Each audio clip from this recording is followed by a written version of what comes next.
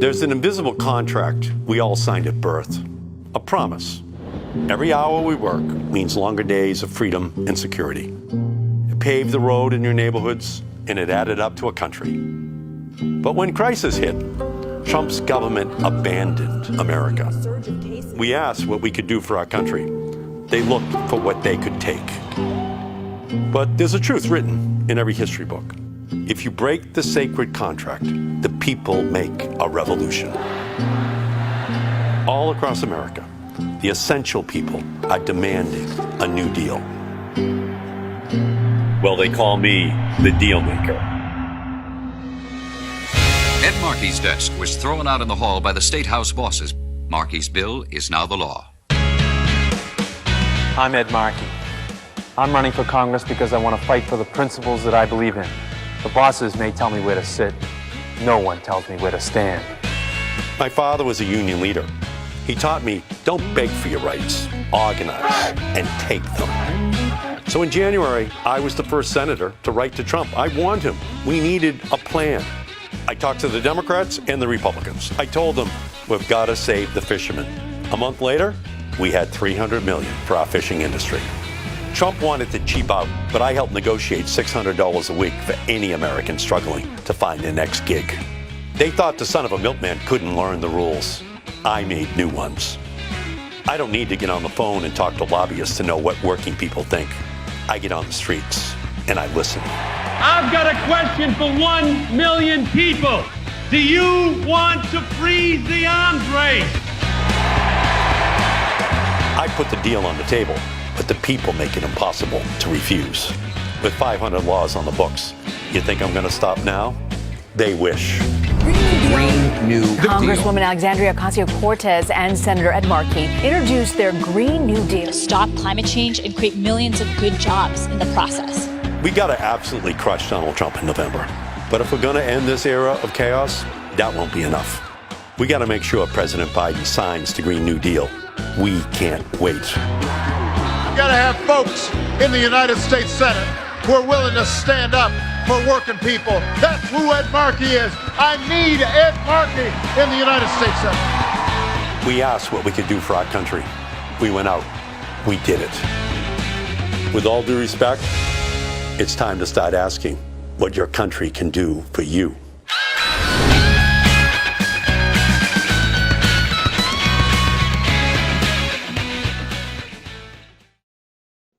My name is Ben Burgis. This is GTAA, Give Them an Argument, Episode 4.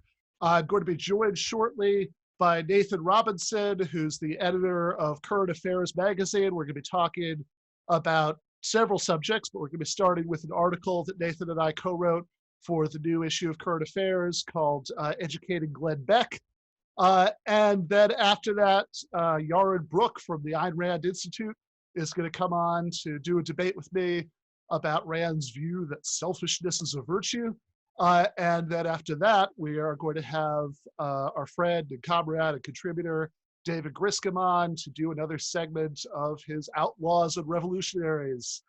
The voice you just listened to was Senator Ed Markey, who is running for re-election right now. He's being challenged by Joe Kennedy III in a primary, in a hilarious twist. House Speaker Nancy Pelosi, who has gone to great lengths to crack down on anybody helping primary challengers before, has endorsed this particular challenger.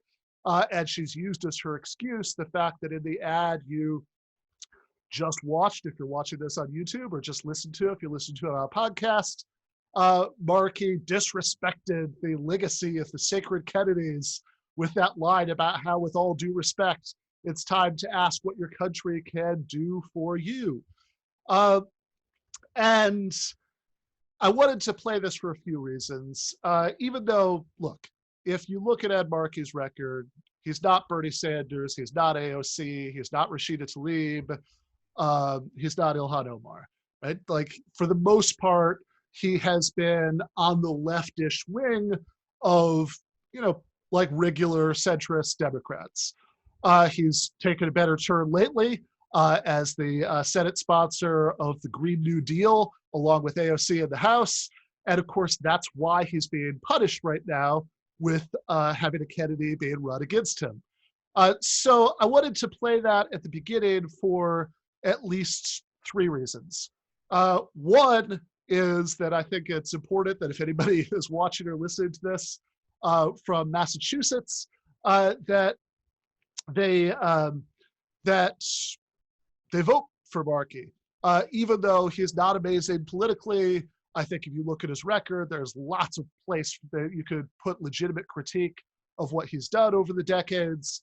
But I think the question is, why are they running Kennedy against him now? And the reason is that they thought that, okay, well, anybody whose last name is Kennedy is going to win in Massachusetts. That's always worked out for them before. And they wanted to punish him for siding recently with the left for doing things like co-sponsoring the Green New Deal. And given how urgently, how desperately we need something like the Green New Deal, I think it's important for us to be strategic about this and to say, yeah, Markey is far from perfect, but when the Democrats go after one of their own for siding with vitally important, necessary reforms like this, then we need to back that person to teach them that that's not going to be effective for them. So that's the first thing, that it's very important that Markey win this election. The primary is on September 1st, so this is the last episode of the show before then. And then the second thing is that, well, okay, the real second thing is just that the Kennedy family annoys the shit out of me, and in particular, Joe III does. He's a caricature of an awful centrist Democrat. But the other part, right, is that what he's saying there at the end about how, with all due respect, it's time to ask what your country could do for you is a really good jumping off point for talking about what I want to talk about in the next few minutes before Nathan joins us. So here's the issue as I see it, right? So what I've been trying to do for the last 2 years since I've been doing this kind of public-facing political work is try to do 2 things. One is to try to get the left to be more strategic about power. That's where things like the critique of cancel culture comes in. Speaking of cancel culture, by the way, and speaking of Massachusetts, if anybody is watching or listening to this who's in Alex Morris's district, please vote for him. He's actually excellent politically and has been targeted with exactly the kind of moralistic nonsense that I'm always talking about.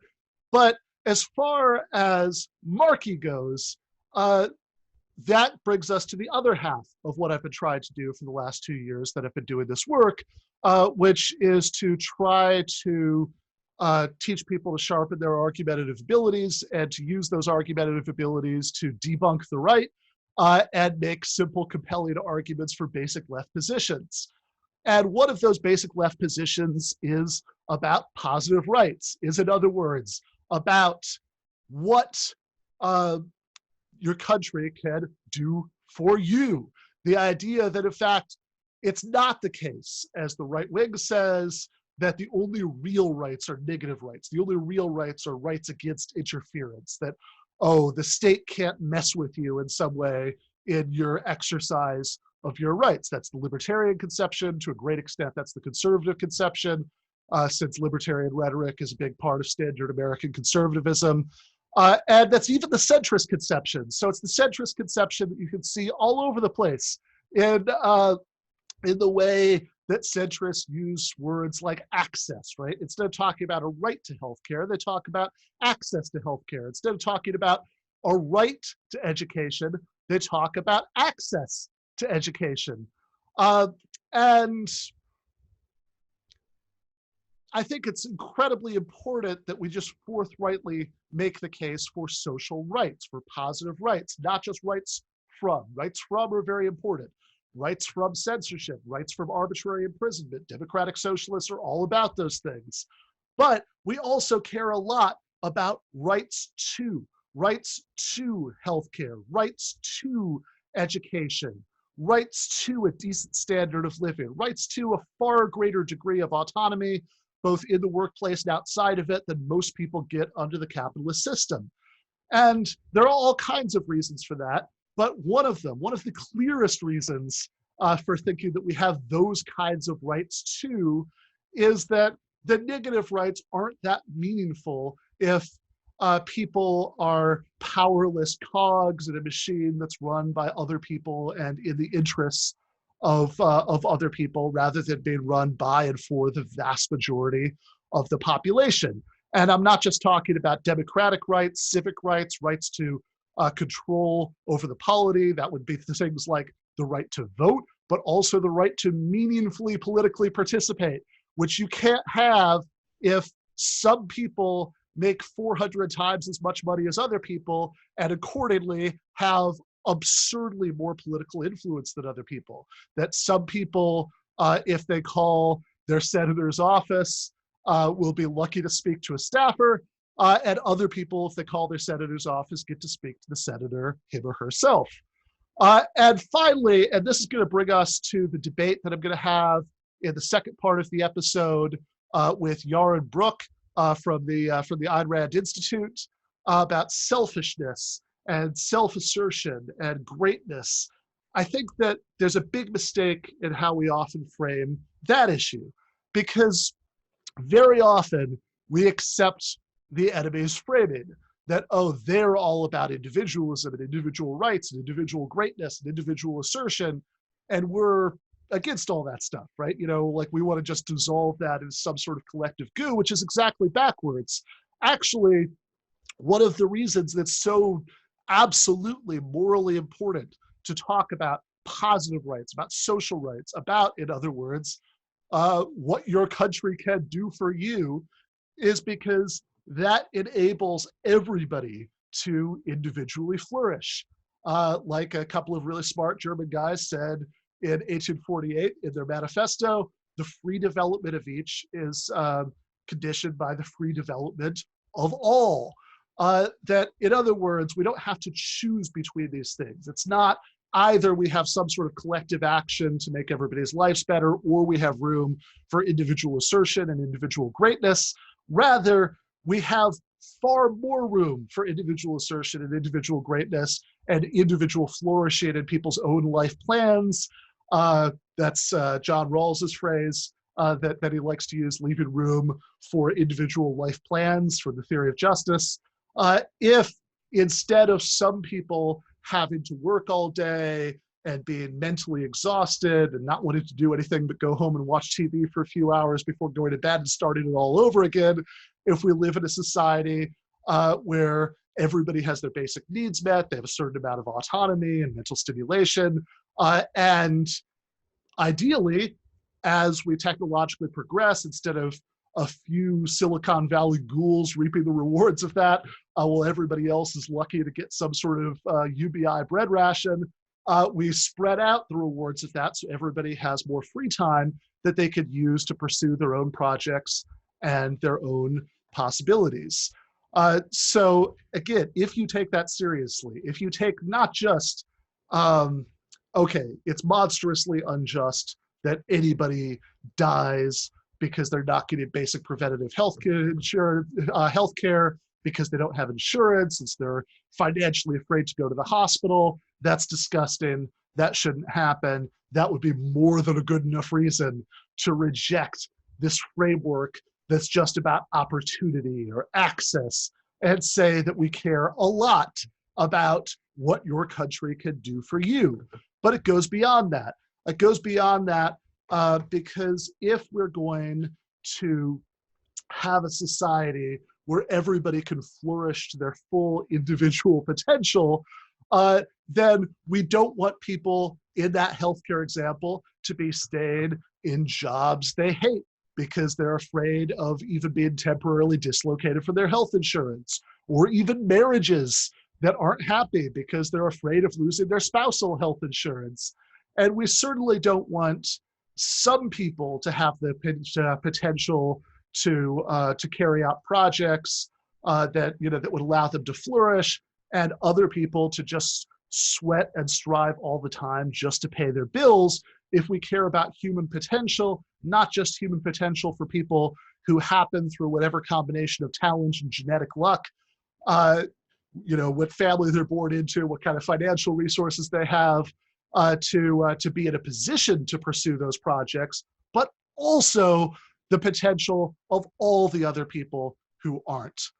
All right, so I think we're going to be joined in just a minute by Nathan Robinson.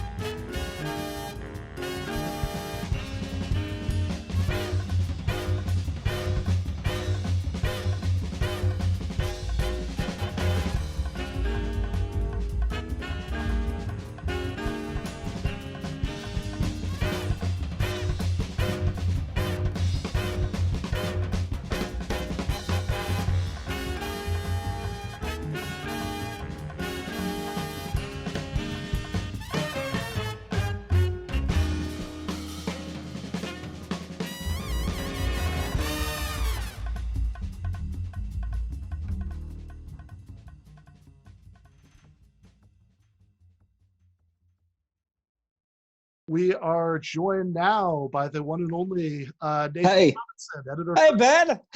Am I coming through okay? Yeah. How are you doing, Nathan? Oh, good. I am so well. I'm sorry I'm late. Oh, no worries. It happens. You were having some internet problems? Oh, it's a disaster. New Orleans internet is horrible. This is what we've learned is even in the central business district, the internet cuts out every time it rains, which it does constantly. So yeah. Ugh. Anyway, I'm here on my phone. So if it's horrible quality, I'm sorry. No, fair enough. So yeah, I'm really glad that you are here. And so I should say, I've known Nathan for a couple of years. He gave me a very nice blurb on my first book, Give Them an Argument, Logic for the Left. I don't think it's a state secret that we don't always agree on everything, but we have a lot of fun disagreeing. Yes, I think that's right. I think we do. And we respect each other a lot. Yeah, absolutely.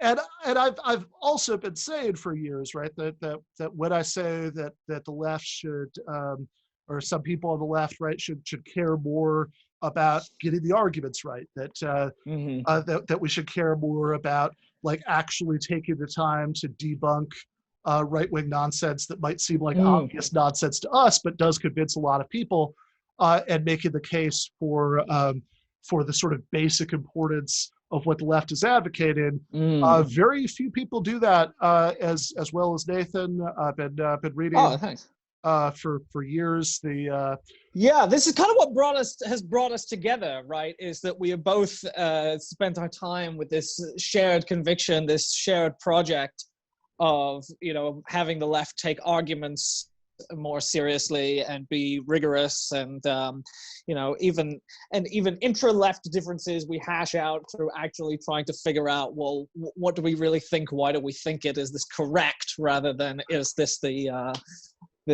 standard line that we all just repeat without thinking? Yeah, absolutely. And so because I have been reading for years these wonderful 10,000 word takedowns of various right-wing ghouls that you've written, and liberal ghouls, and liberal ghouls. That's true. That's also very true, right? So I was particularly happy to recently get a chance to co-write one of them. I believe that you have the book that we were reviewing there. I have it right here. Now, you are the reason that we had this, right? I believe you're the one who originally discovered this bowl of spiders, as you referred to it.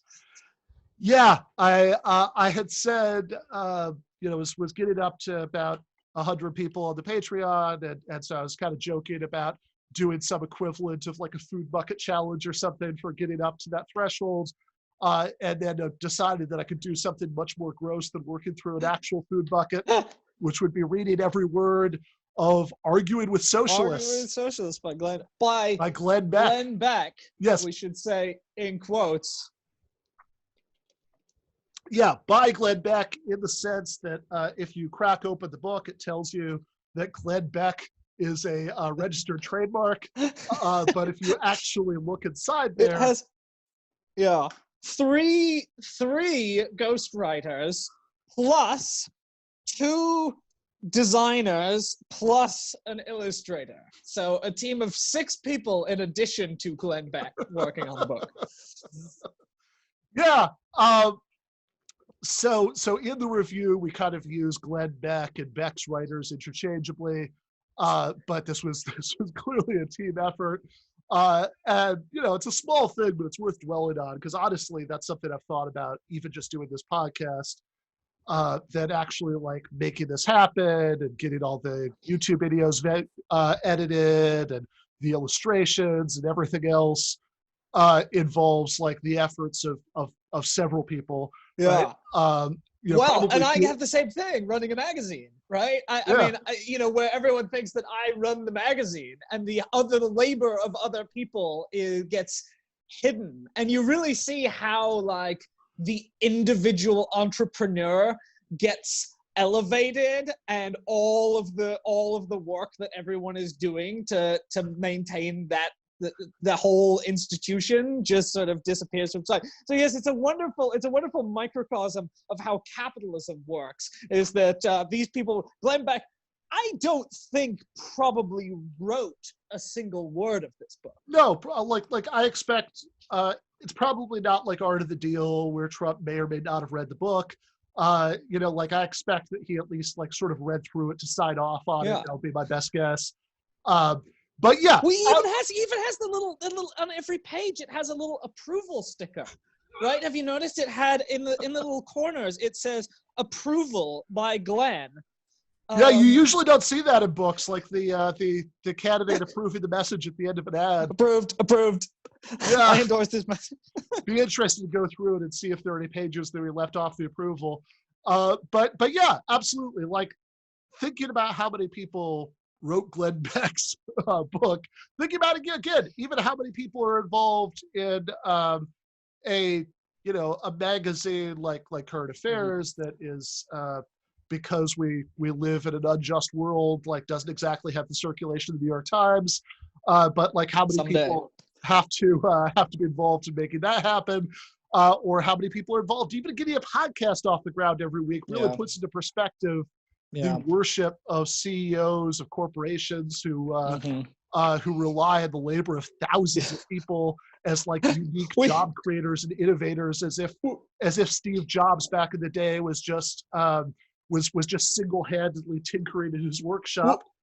We read a feature that I really liked a couple months ago called Texts from Elon Musk to His Engineering Team, where it was just things like, can you make it fly by end of business Friday?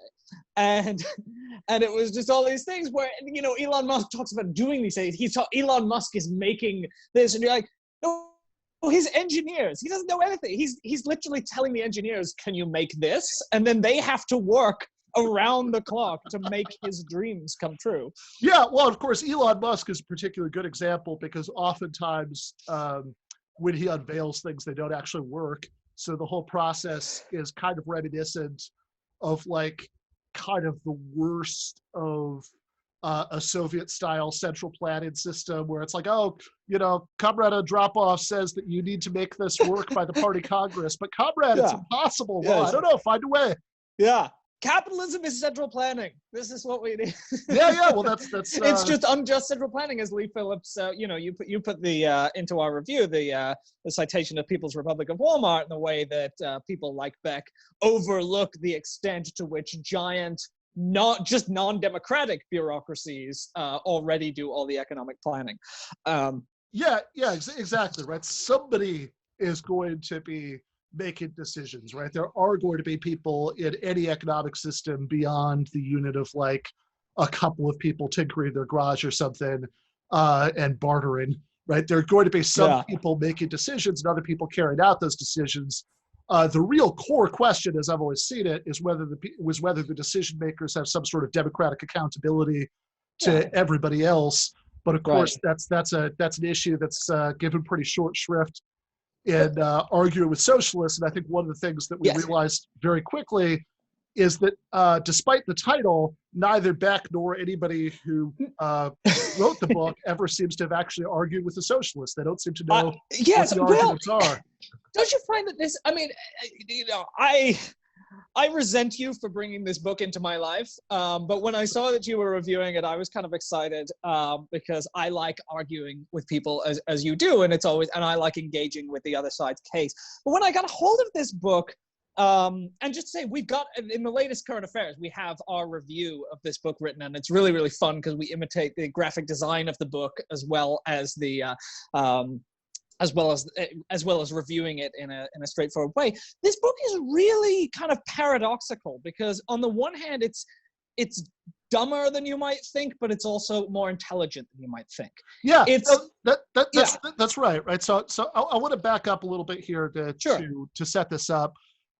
Since actually in writing this review, and in the spirit of actually crediting people and not being like Glenn Beck, should also say that in addition to my work and your work on this, the illustrator really Nick Sirotich, yes, he did a great job imitating the art of this book. Yeah. So, but in writing it, your sacrifice was actually greater than mine because I only read Glenn Beck's book, but you actually also read a whole biography of Beck, so you did much more immersion in the mind of Glenn Beck than I did. And I was wondering if you could set that up a little bit, like okay, so people might kind of remember Beck as the crazy man who was drawing things on chalkboards on Fox News during the Obama administration that looked like they looked like the scene in the movie where somebody is descending into madness and they think that everything is connected. Yeah, quite literally, yes. yeah, very much like that. And a lot of people, I think, on the left think that, Beck is just, well, his star has fallen, which is true. But then I think the thing they make a mistake about is that his star hasn't fallen so much that he's not, unfortunately, right now, influencing lots more people than we are. Right, like that. Yes, that's still true, right? That's even the sort of second-tier conservative pundits have like 10 times our audience. It's really quite. Yeah, exactly. Which is why it's worth engaging with and trying to figure out. Yeah, so I get this with when I talk about Dinesh D'Souza too, who was pushed out of the conservative movement and is seen as ridiculous in the kind of mainstream conservative movement, but and his movies are like a flop by blockbuster standards, but they're he has millions of people buy his books. Obama's America was actually in theaters. I haven't. Yeah, so exactly. Yeah.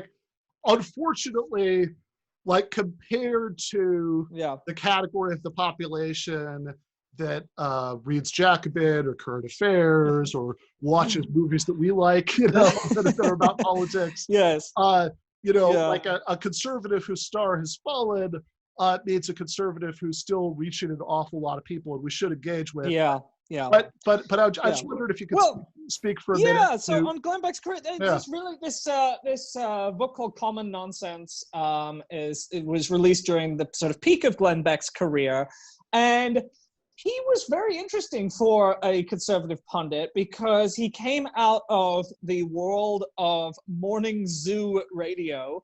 And in fact, he was kind of a prodigy in morning zoo radio.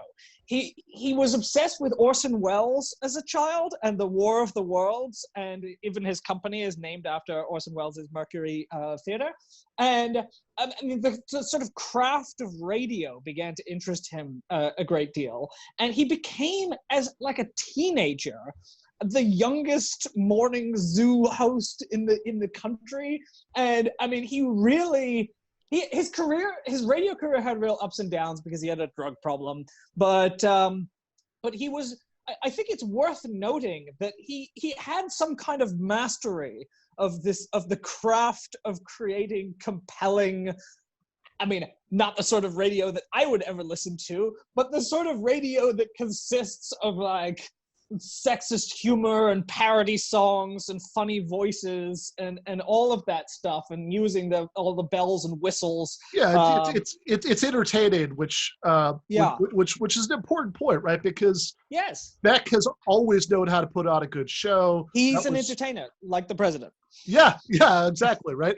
Like that's part of why progressives, back when he was doing the chalkboard routine, loved to hate watch him, because he's fascinating. Yeah, exactly, right. And I think that really comes out in this book, because as absurd as the arguments are, we'll get to that. It is also the case that it's a very entertaining read, especially I would imagine if you don't come into it with some sense of why what he's saying is so ridiculous. It's full of cartoons. I mean, he made very compelling television. In many ways, his similarities to the president are strong because, Trump is just fascinating to watch and is funny and is charismatic, even as the things that he is saying are just completely divorced from reality, and even as his agenda is really horrifying. This is why Glenn Beck rose so quickly, and he started on CNN. This is the crazy thing. Like, he had a CNN headline news show because they knew he'd get ratings, and he did. And then he found his natural home on Fox. His ratings were very good on Fox, and eventually they parted ways because I think he, said too many controversial things and the advertisers started pulling out. And he also didn't want even Fox telling him what to do. So he went on to found his own media empire, The Blaze, which has kind of foundered, but also still has, as we say, a lot of money and quite an audience. And he's just a book factory. And he puts out tons of these books.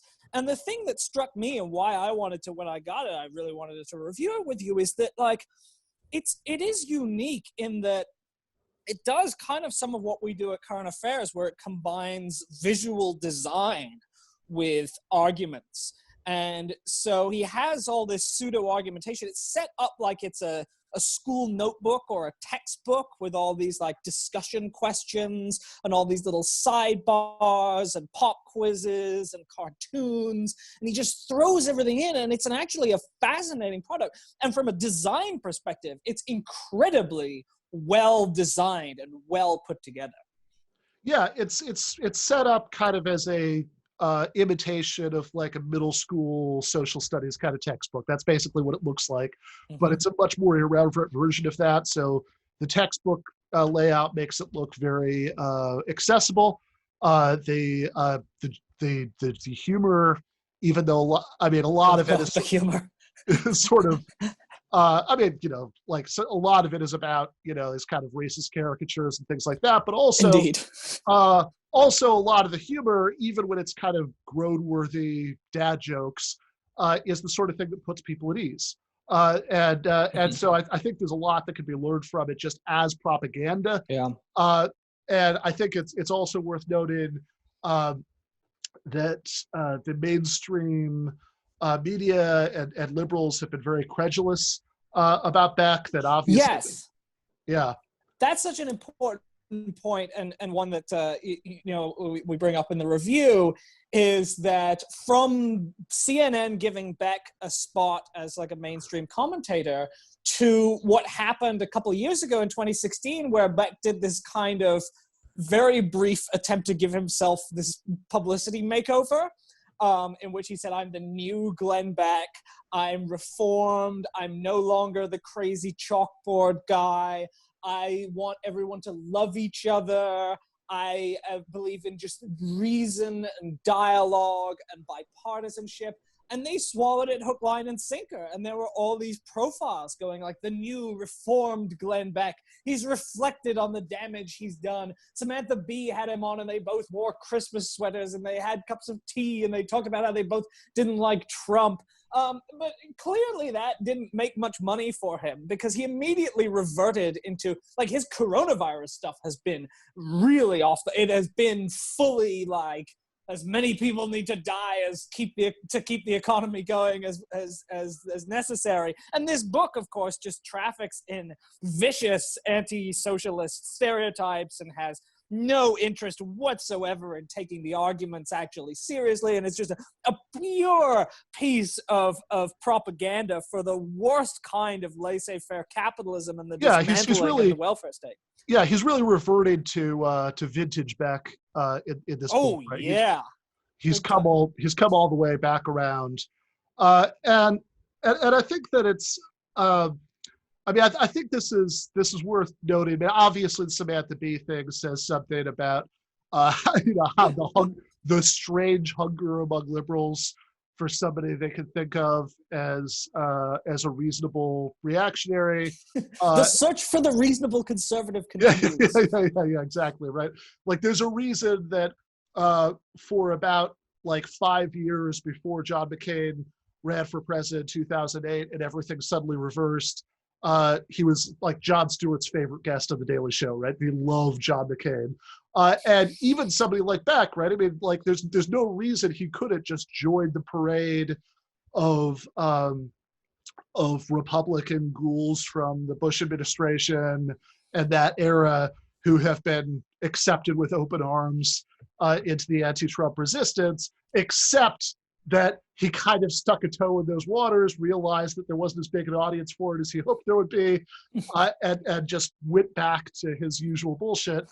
But in the book, right, this I like that you mentioned his coronavirus commentary, because actually I thought one of the most unintentionally and grimly funny things in it is at the end he talks about how much better everything has gotten in the last 100 years thanks to capitalism. Oh God, yeah. And one of his examples is, oh, look at what was going on 100 years ago. The Spanish flu was killing all these people. Things have advanced so much since then. And also the business about how there are toilet paper shortages in Venezuela. Can you imagine that? You know, it doesn't age well either.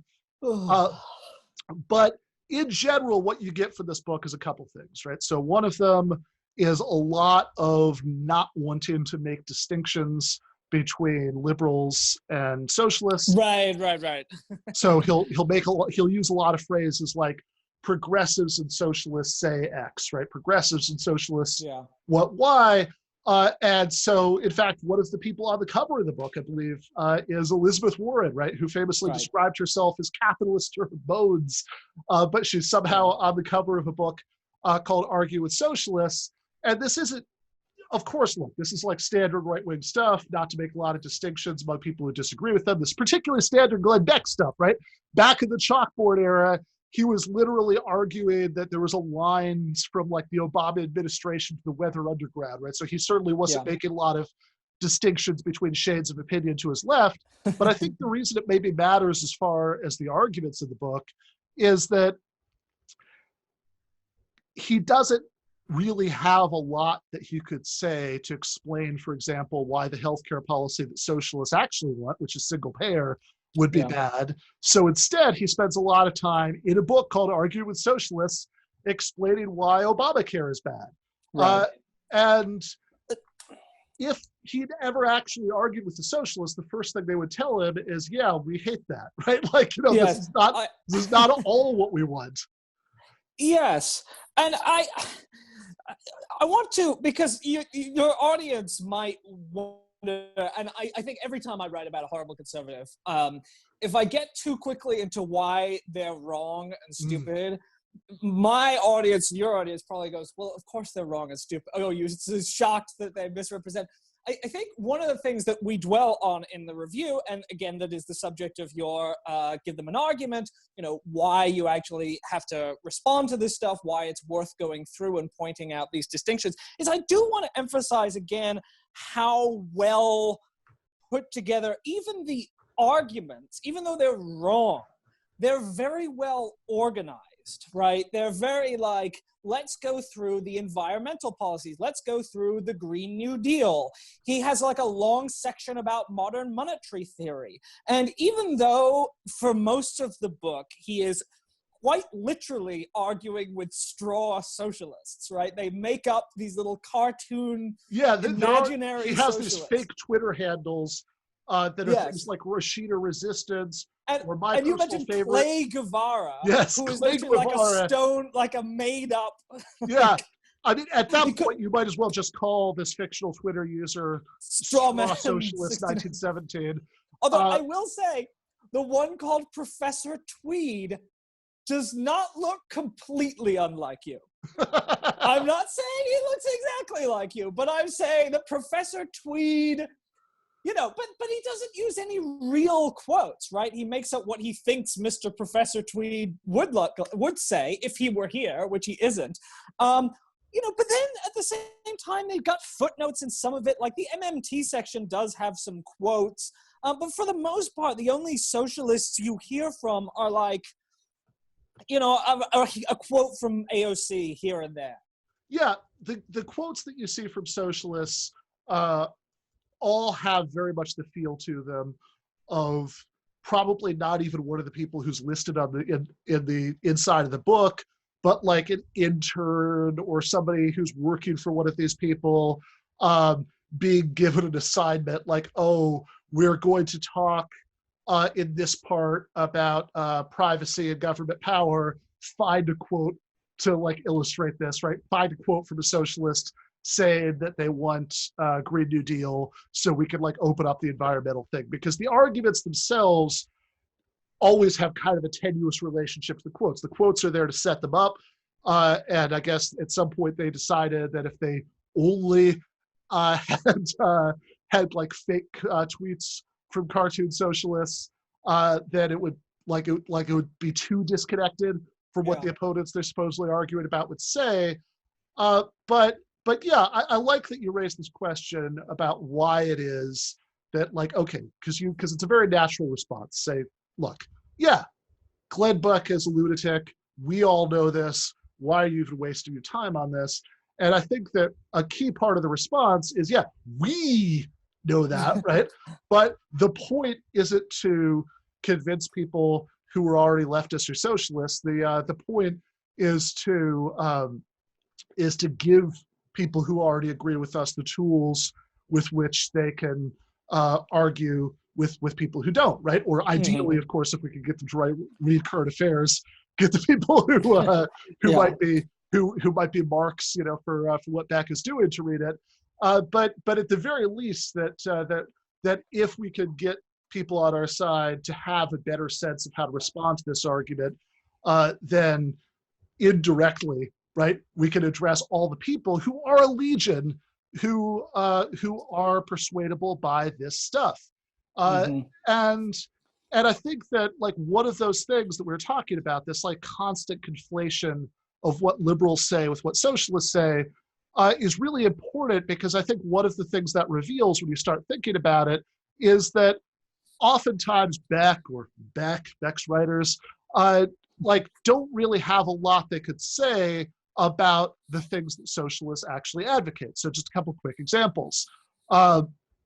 Socialists advocate universal, non-means tested social programs, but when Beck is making his case against the welfare state, and he literally says, by the way, in this book, this sounds like a straw man, but he says it, that organizations like the Lions Club and the PTA could make Jerry up. Lewis telethons. Jerry Lewis telethons. That was one of his examples for the welfare state of private organizations that could fill the role of the welfare state. But when he's arguing against an expansive welfare state, he talks about things like benefits cliffs. In other words, cases where their programs are means tested. So, for example, if you're going to lose your Medicaid qualification, if you get a little somewhat better job or more hours, then you have an incentive, you have a perverse incentive to keep the worst job or the fewer hours, because you'd be worse off overall with a little bit more money but no health insurance. And of course, that's true, Yes. But what any socialist would immediately point out is that's why we're against means testing. That's why we want universal sweeping social programs. Or one other example of this, I think the part of the review who reported this out was written by you. He gives the example of minimum wage laws, and it's superficially, it looks good. He cites some very reputable sounding sources to say that a $15 minimum wage would mean that fewer people were employed. Now, he cherry picks the sources, of course, and he cherry picks what they're saying, right? I think you pointed out that the Congressional Budget Office in particular said that some people would lose their jobs, but also and that other people would, and millions of people would be lifted out of poverty, and he conveniently left out the part where millions of people are lifted out of poverty. Yeah, exactly. So it sounds good. It sounds authoritative, but then you're just skipping the other half, the cost-benefit analysis.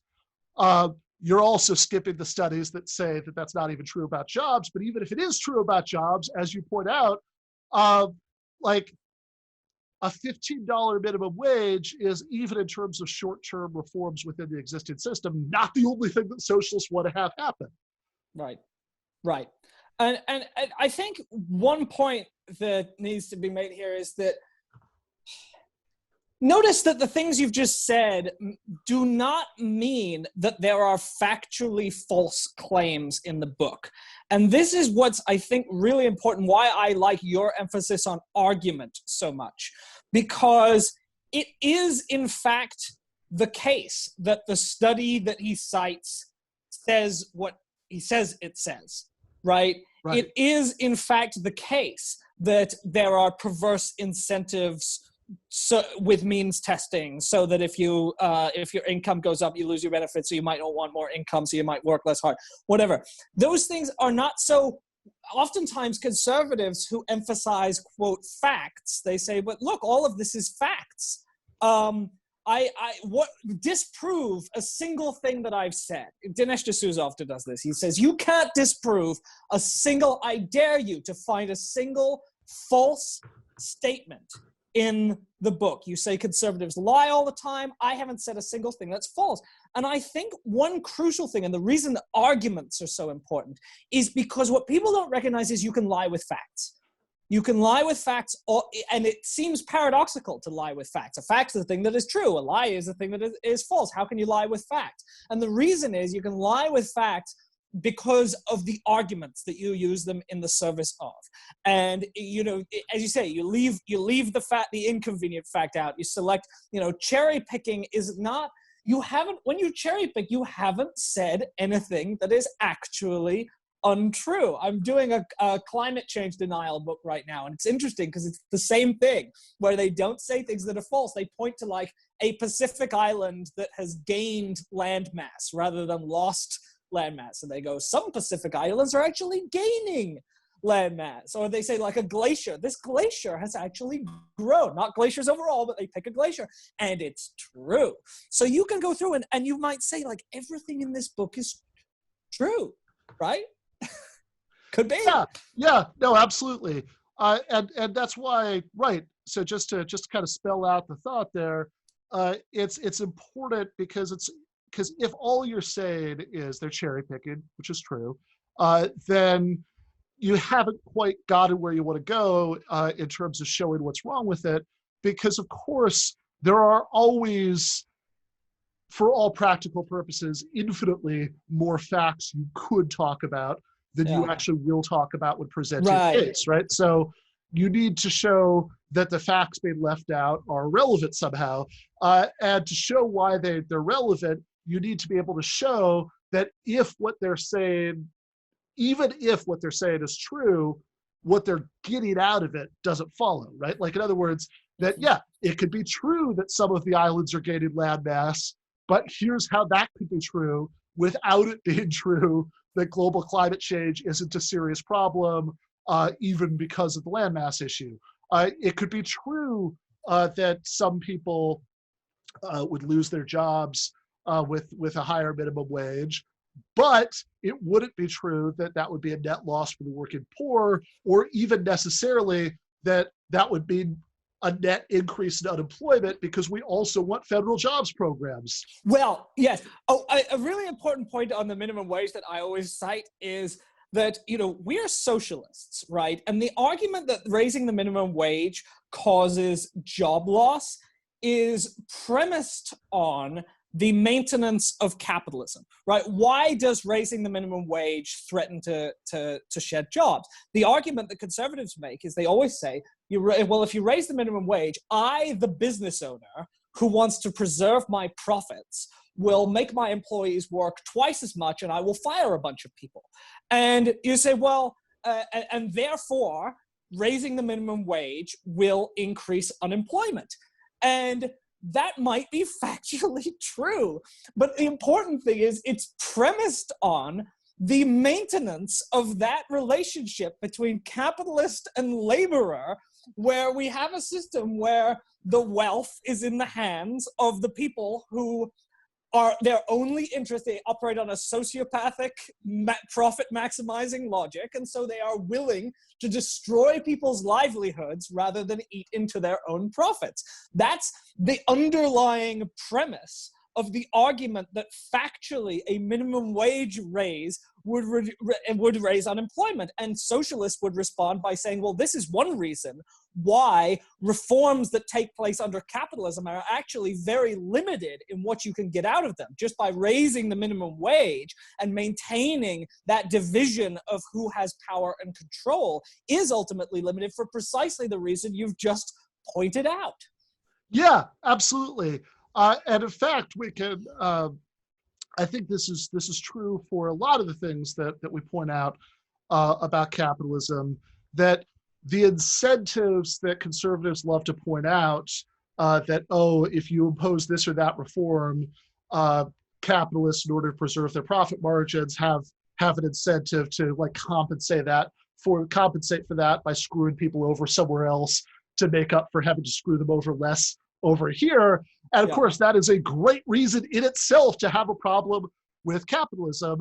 And we don't have to go too utopian here. We can look at real world examples like the Mondragon Corporation in Spain, which is a massive worker-owned company, where, of course, it exists within a market. They experience market shocks and market pressures like any other company, but the decision making by the company about what to do with the resultant pay that needs to be distributed is just going to be very different. It has verifiably been very different, because rather than an external owner who has different interests for the workers themselves are at least electing the people who are making these decisions, which shockingly matters quite a bit. Before I let you go, I do want to highlight one other thing that we talk about in the review, which people can read in the new print issue of Current Affairs, which I think is just being sent to people now. Mm-hmm. And I guess they could read online in a few weeks maybe. But there's a point in there where he talks about the relationship between capitalism and socialism and individual potential in a way that kind of relates to what we're about to talk, what I'm about to talk about with Yara Brooke, and kind of the broader theme I've been trying to hit in the show. And so this is what he says. This is, Beck's writers from his book. Socialists believe that we can make the world a better place by taking property and wealth away from people who have it and centralizing economic, political, and social power. But I believe America is best when individuals are empowered with the freedom to pursue their own hopes and dreams. Maybe you're an auto mechanic who hopes to one day open your own shop. Or maybe you're a nurse who spends your free time studying to become a doctor. Whatever it is that drives you, that makes you feel excited about life, that's your American dream. And I believe that when we're free to pursue our own unique passions and goals in life, we're all better off. Nathan, why do we hate dreams and want to crush them? Well, but don't you see, again, I think people need to see that actually, if you don't know much, if you haven't thought much about it, it sounds very compelling, doesn't it? Of course. It is this stirring language about, I just want you to be free to pursue your dreams. And, we have to then spend a lot of time like deconstructing every phrase in there and going, okay, but what do we mean by a dream? Who has, like, how do you start your own business? Well, you need capital. Who has the capital? Let's talk about inherited wealth. Let's talk about how privilege is passed on from generation to generation, right? It's very, the world is very complicated, but there are these beautiful, simple packaged messages about freedom and about not being interfered with by the state, and how the private sector, the creators of all wealth, and the state are just parasites. And it takes time. Our essay is like 8,000 words. We're only just beginning, right? To go through every argument in this book would take so long, which is why I think it's so important that we as socialists, right? I can't even begin to go through and get all the stuff that is wrong, except to say that socialists are, the core socialist argument has always been that capitalist freedom sounds great, but in practice is an illusion, and we need to think about what really creates freedom in people's lives and how to give that to them, because the freedom to work or starve is not real freedom, right? But we as socialists need to think about not only how to debunk the arguments, but how to present them in really compelling ways, because the thing that I got out of this book was being really scared at how persuasive it could be to someone who does not have a very strong economic background, has not really thought about the claims of socialists, and doesn't know what the real socialist would actually say in response. Yeah, absolutely.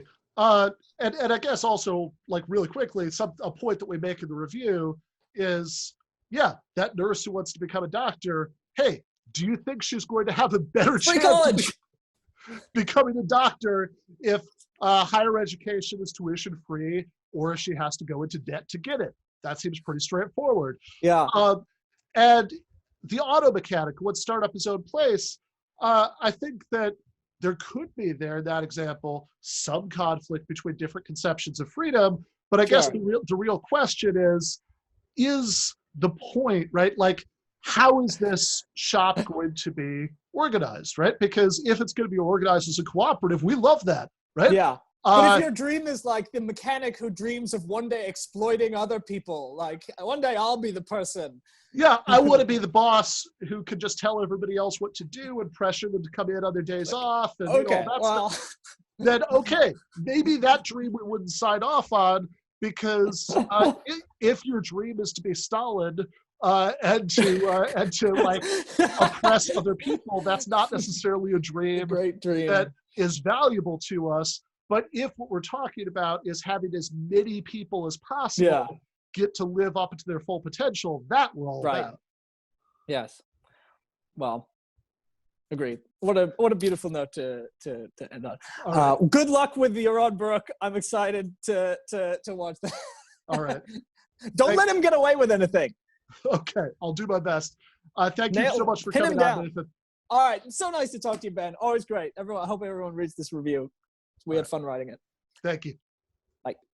That was Nathan Robinson. I was the editor of Current Affairs. We co-wrote an article called Educating Glenn Beck, which is in the current issue of Current Affairs, which is being mailed out to subscribers right now. You can also read that online, probably 2 or 3 weeks after this episode comes out. We are about to hear from Yaron Brook from the Ayn Rand Institute, who's going to come on to argue with me about Rand's view that selfishness is a virtue. But before we do that, I just want to quickly play something. There was a video that was put out this week by our friend, comrade, and Outlaws and Revolutionaries contributor, David Griscom, that I think is very relevant to what I'm going to be talking about with Yaron, and is a good way to set this up. The right's caricature of socialism is that it is anti-innovation and anti-personal achievement. As Jordan Peterson would frame it, the suppression of the individual to the collective. Now, this is false, and it's just the right's attempt to argue that the creativity and ambition found across all cultures and societies is something that is unique to capitalism, when in fact, capitalism has become a barrier to the fulfillment of a mass, universal human greatness.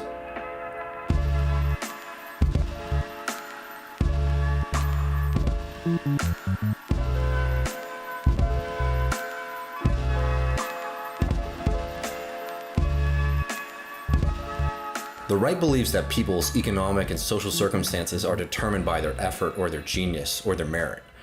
But clearly this can't be the case.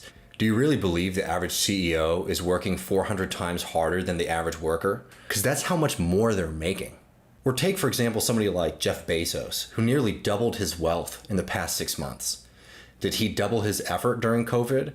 Was he delivering packages? Was he on the line with the other workers? No. He accumulated this money by dominating the market for distributing consumer goods and hyper-exploiting his workers, as well as firing anyone who pushed back against their working conditions. Socialists see this problem as a capitalist one because we recognize that the current economic relationships are insufficient for people to realize their full and true potential.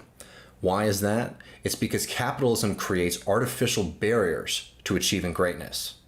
This is not a new idea on the left or in Marxism. This is literally in the manifesto, where Karl Marx wrote, "The free and full development of each is the precondition for the free and full development of all." That's why literally every socialist program or project or party has made quality free education a primary political demand, and also a political practice, with many parties and organizations offering free political education, arts education, and cultural education to anybody who is interested. Now, the right's counterpoint would be that socialists aim to raise the floor of achievement and access by suppressing those at the top, creating a mediocre society where equality means we all suffer in mediocrity. They've got this backwards. In actuality, those at the top of society and the economic system that places them there have inhibited the possibilities and creativity of those at the bottom. Think about somebody like Elon Musk, who is oftentimes heralded as a capitalist who is bucking the trend, a new generation, a shift in this system. Well, let's think about this man. Is he truly great? This is somebody who inherited tremendous wealth, bought Tesla, and the title founder, by the way, so that he could buy the praise and admiration of others. And as CEO, he gets credit for the work of his employees, all while profiting off of technology that was created and paid for by the public sector, and receiving massive government contracts. That's not greatness. That's just a case of being in the right class position in capitalism. Greatness is somebody like Paul Robeson, certainly one of the greatest Americans and easily one of the greatest socialists to have ever lived. He was incredible in every aspect of life. He had incredible character. He was a record-holding running back. He was an actor, a singer, and a lawyer. He wasn't somebody who was great because of capitalism. He was great in spite of it. At every turn in his life, Robeson had to overcome American racism, capitalism, and a gatekeeping system that is meant to keep artistic and intellectual achievement in the possession of the rich, a system that truly promotes mediocrity. And what did Robeson do with his success? He committed himself to the struggle for socialism, for economic democracy, and the fight against colonialism, all while bringing his thunderous voice to the workers of the world. He traveled around the globe singing free concerts from Liverpool to Australia. That's greatness in general, but it's also a kind of socialist greatness, a greatness that's rooted in achievement, but also in solidarity and righteousness. That's the greatness that socialists aim to achieve.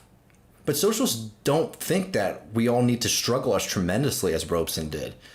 We look to him for inspiration, yes, because of his ability to overcome a regime that's tried to suppress him. But we also believe that nearly all humans have unrealized potential that is not achieved because of these obstacles. They don't need to be there. Literally, every challenge in Robeson's life, he would have been better off without these kind of capitalist, artificial, unnatural challenges. Capitalism is an unnatural system. It keeps people dependent on the market to secure their basic needs. And this has not always been the case in human society, and there's no reason to assume that it always will be or is necessary to achieve a great society. Quite the contrary. Stephen Jay Gould, the great evolutionary theorist, said, "I am somehow less interested in the weight and convolutions of Einstein's brain than I am in the near certainty that people of equal talent have lived and died in cotton fields and sweatshops." So no, socialists aren't against greatness. What we are against are systems that protect the mediocre elites and their privileges at the expense of us all. We're against societies that condemn most human beings to a life of toil and depravity. We believe that socialism is not only possible, but necessary, and that it will be far greater than anything capitalism has offered us.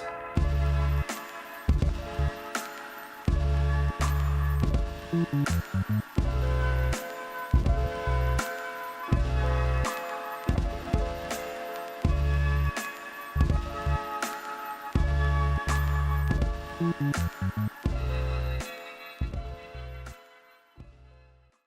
right, that was David Griscom talking about Paul Robeson and the general issue of individual achievement and individual greatness and how it relates to what people are arguing about when they argue about capitalism and socialism.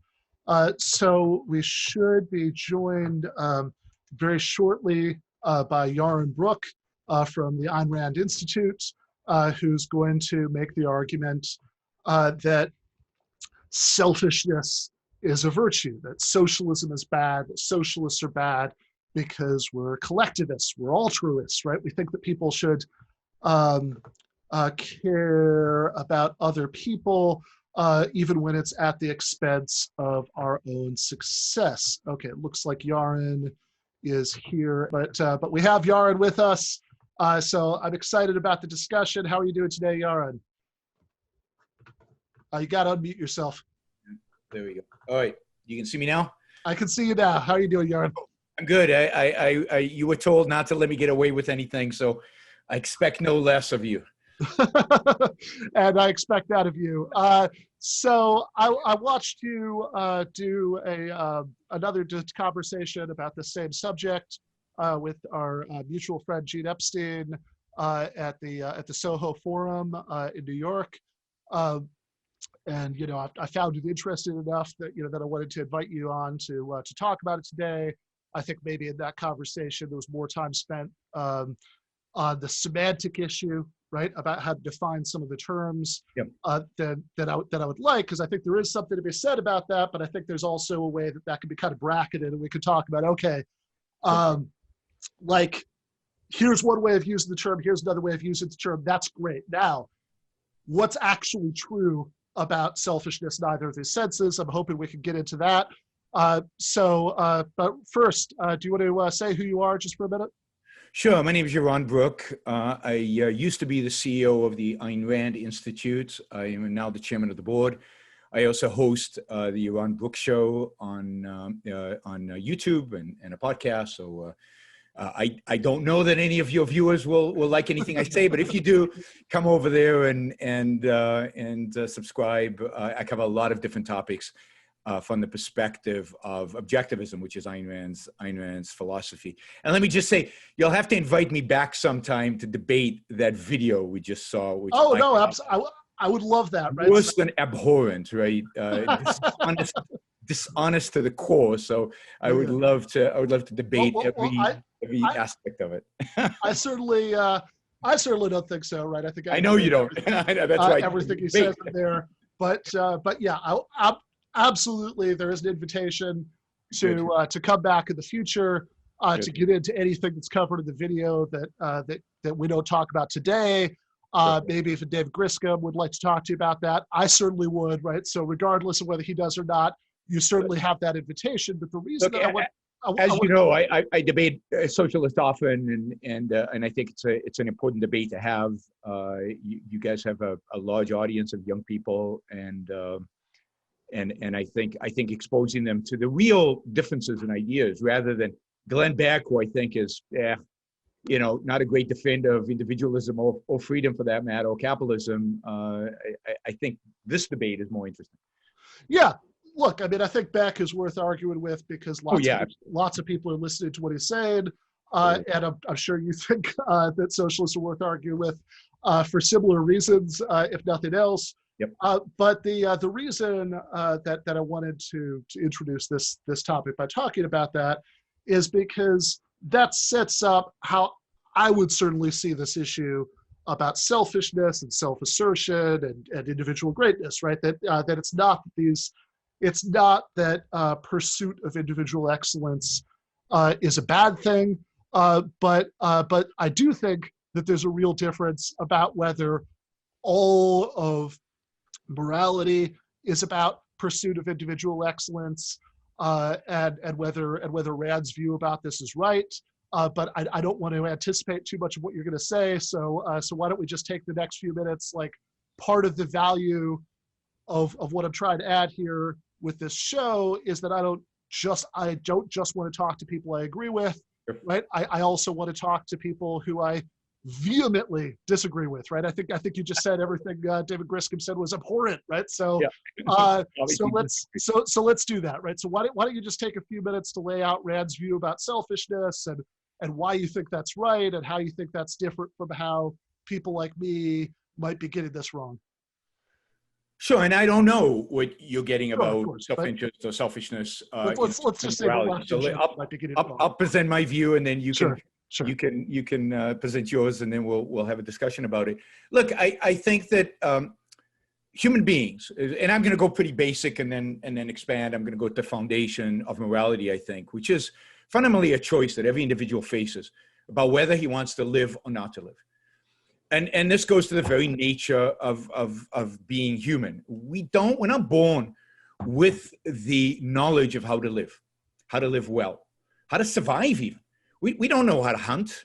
We don't know how to do agriculture. I mean, agriculture is a massive achievement that took 90,000 years of human beings being alive before they figured it out. Hunting is a massive achievement that took figuring out tools and weapons in order to figure out, and only then could human beings success. So human survival is an achievement.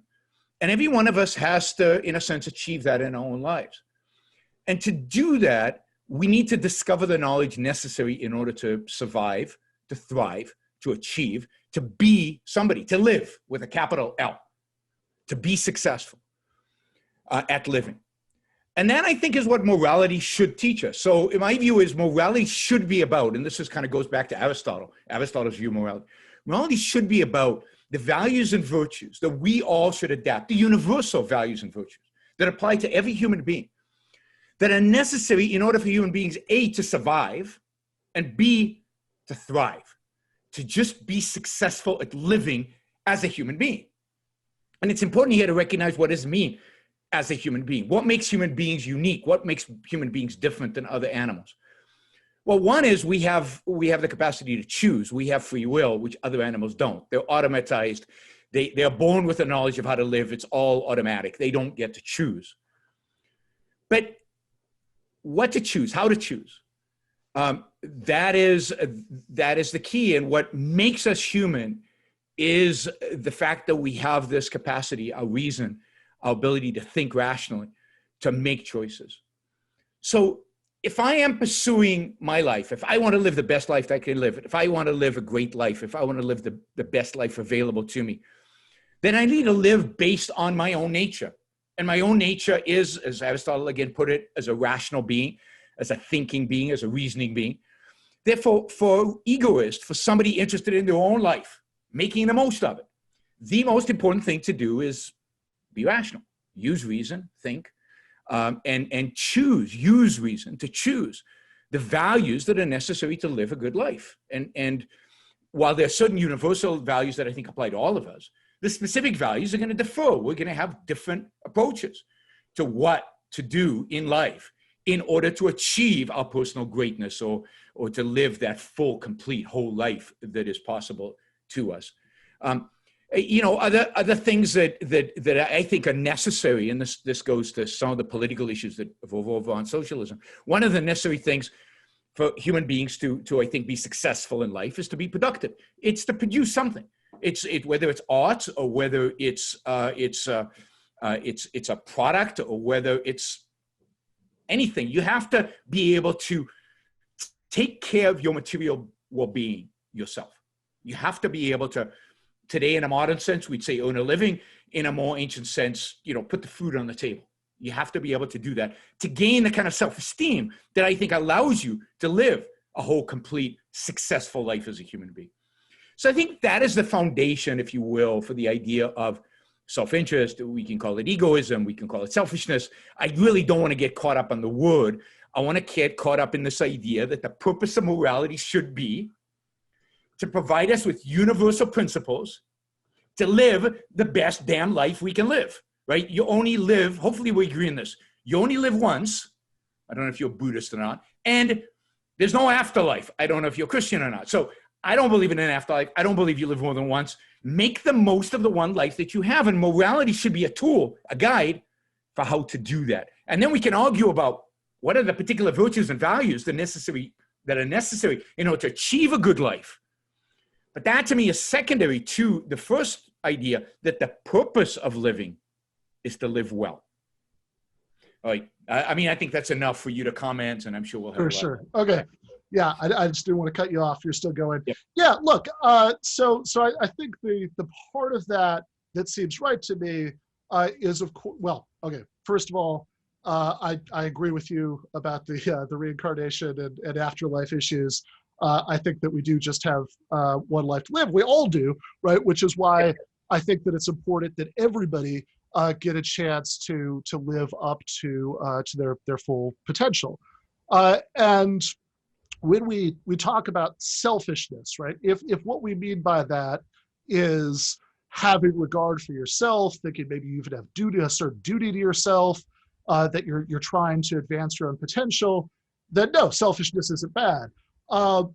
And if what we mean by selfishness is that you're promoting your own interests at the expense of the interests of others, then I think that it is bad. And I think that where that's so far, right? You know, like we might be on the same page. I think that one place where the divergence happens is that reading Rand. I'm sure you've read lots more Ayn Rand than I have, right? You know, but reading what I've read, right? You often get the impression from her first that she thinks that like maybe all of philosophy in between Aristotle and her is denying that you should try to pursue your own talents, that individual potential is good, is say that all you should do all the time is just sacrifice yourself to other people, which clearly isn't right? If you're a utilitarian, your own happiness counts as much as anybody else. If you read Immanuel Kant, in the sort of thin Kant book that people read in introductory ethics classes, he gives 4 examples of immoral behavior, and 2 of the 4 are examples about people failing in duties to themselves. There's the person who commits suicide and the person who fails to develop his talents. And certainly if you read somebody like John Rawls, he puts great emphasis in how everybody should be able to there should be room for people to develop their own life plans, live according to their own conception of a good life within the bounds of certain duties to others. So I think where the real distinction happens, and I guess we'll just do this quickly, first in terms of abstract theory, and then maybe in terms of political takeaway.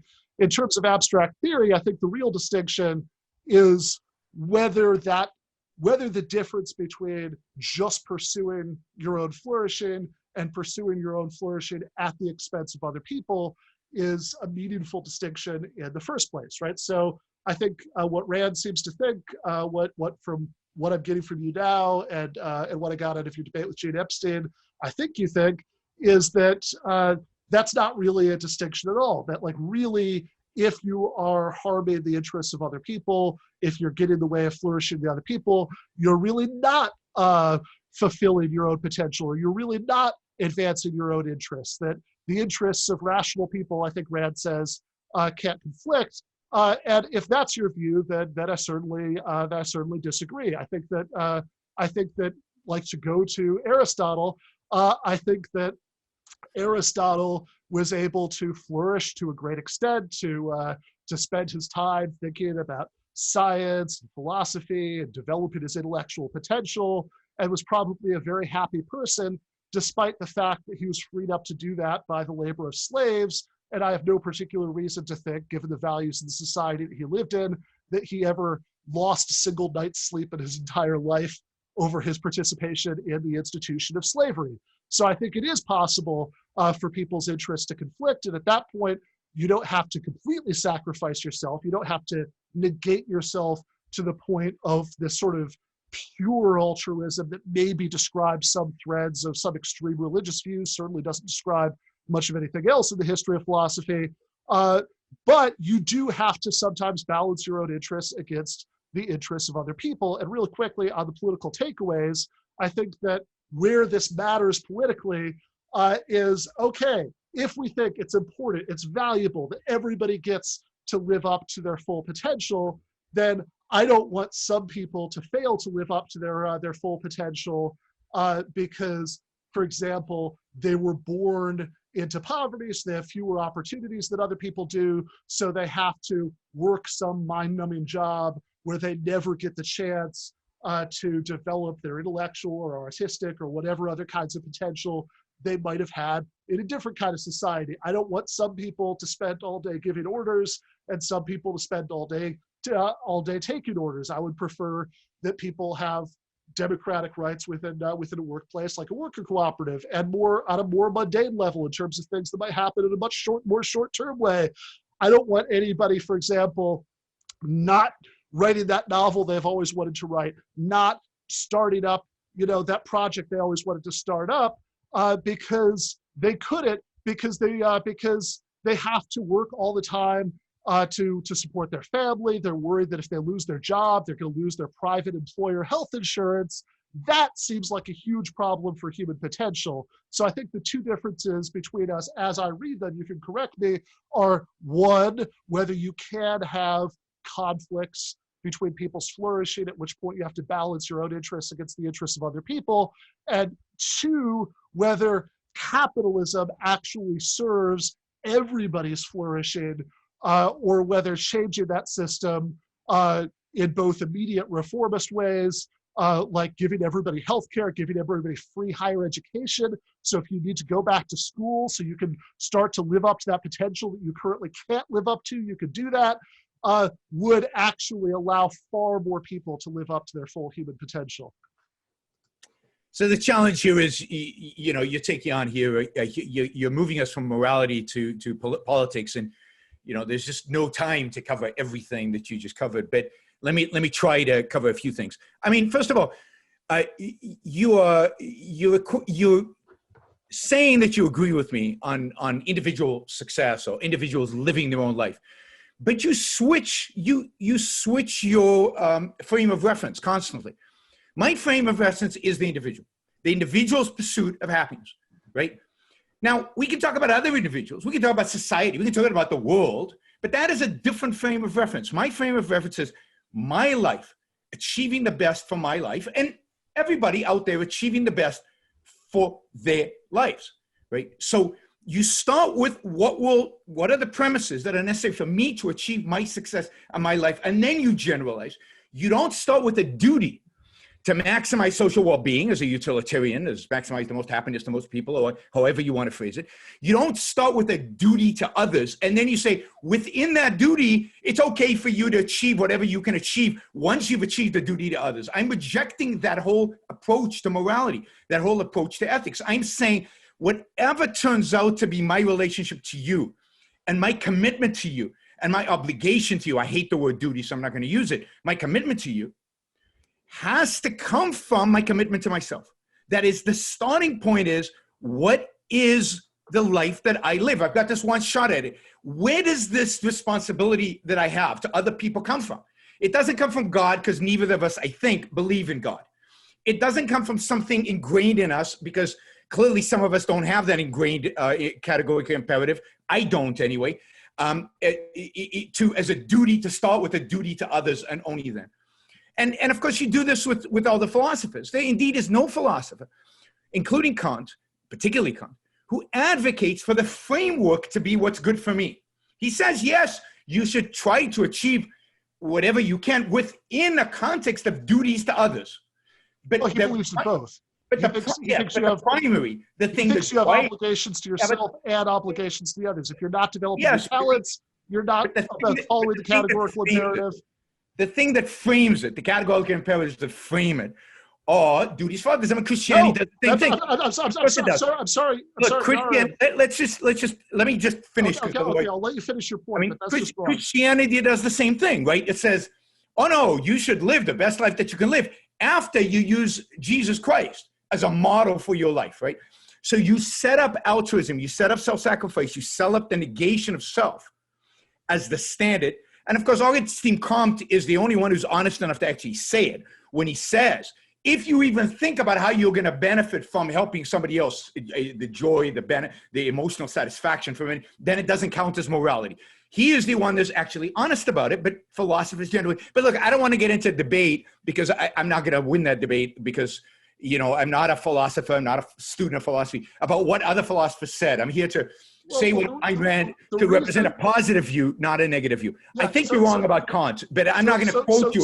So the reason that the Kant thing is important, and I agree, I don't want to get too hung up on that, but the reason this is more than just like an esoteric footnote about the history of philosophy, that Kant's view is that you have both kinds of obligations. This is not switching frameworks from caring about yourself and caring about others. Where does the second obligation come from? I've explained where your obligation to yourself comes from. Where does the second obligation come from? Where does it come from? Is that both kinds of obligations come from the same place, which is the categorical imperative, and that entails both duties to yourself to develop your own talents and duties to help other people.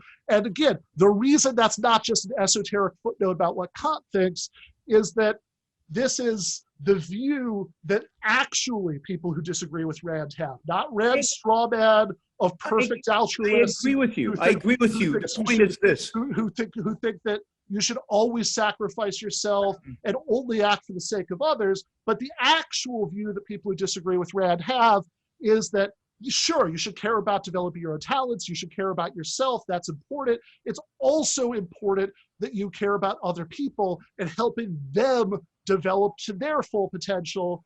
And the reason for both if we think that human flourishing, human potential is valuable, it's valuable in myself, and I'm going to promote that and try to live up to my potential. It's also valuable in others, which is why I want to create a society where everybody has the best shot of living up to their potential. I haven't got to society yet. I am all for a society where everybody has a shot to maximize their potential.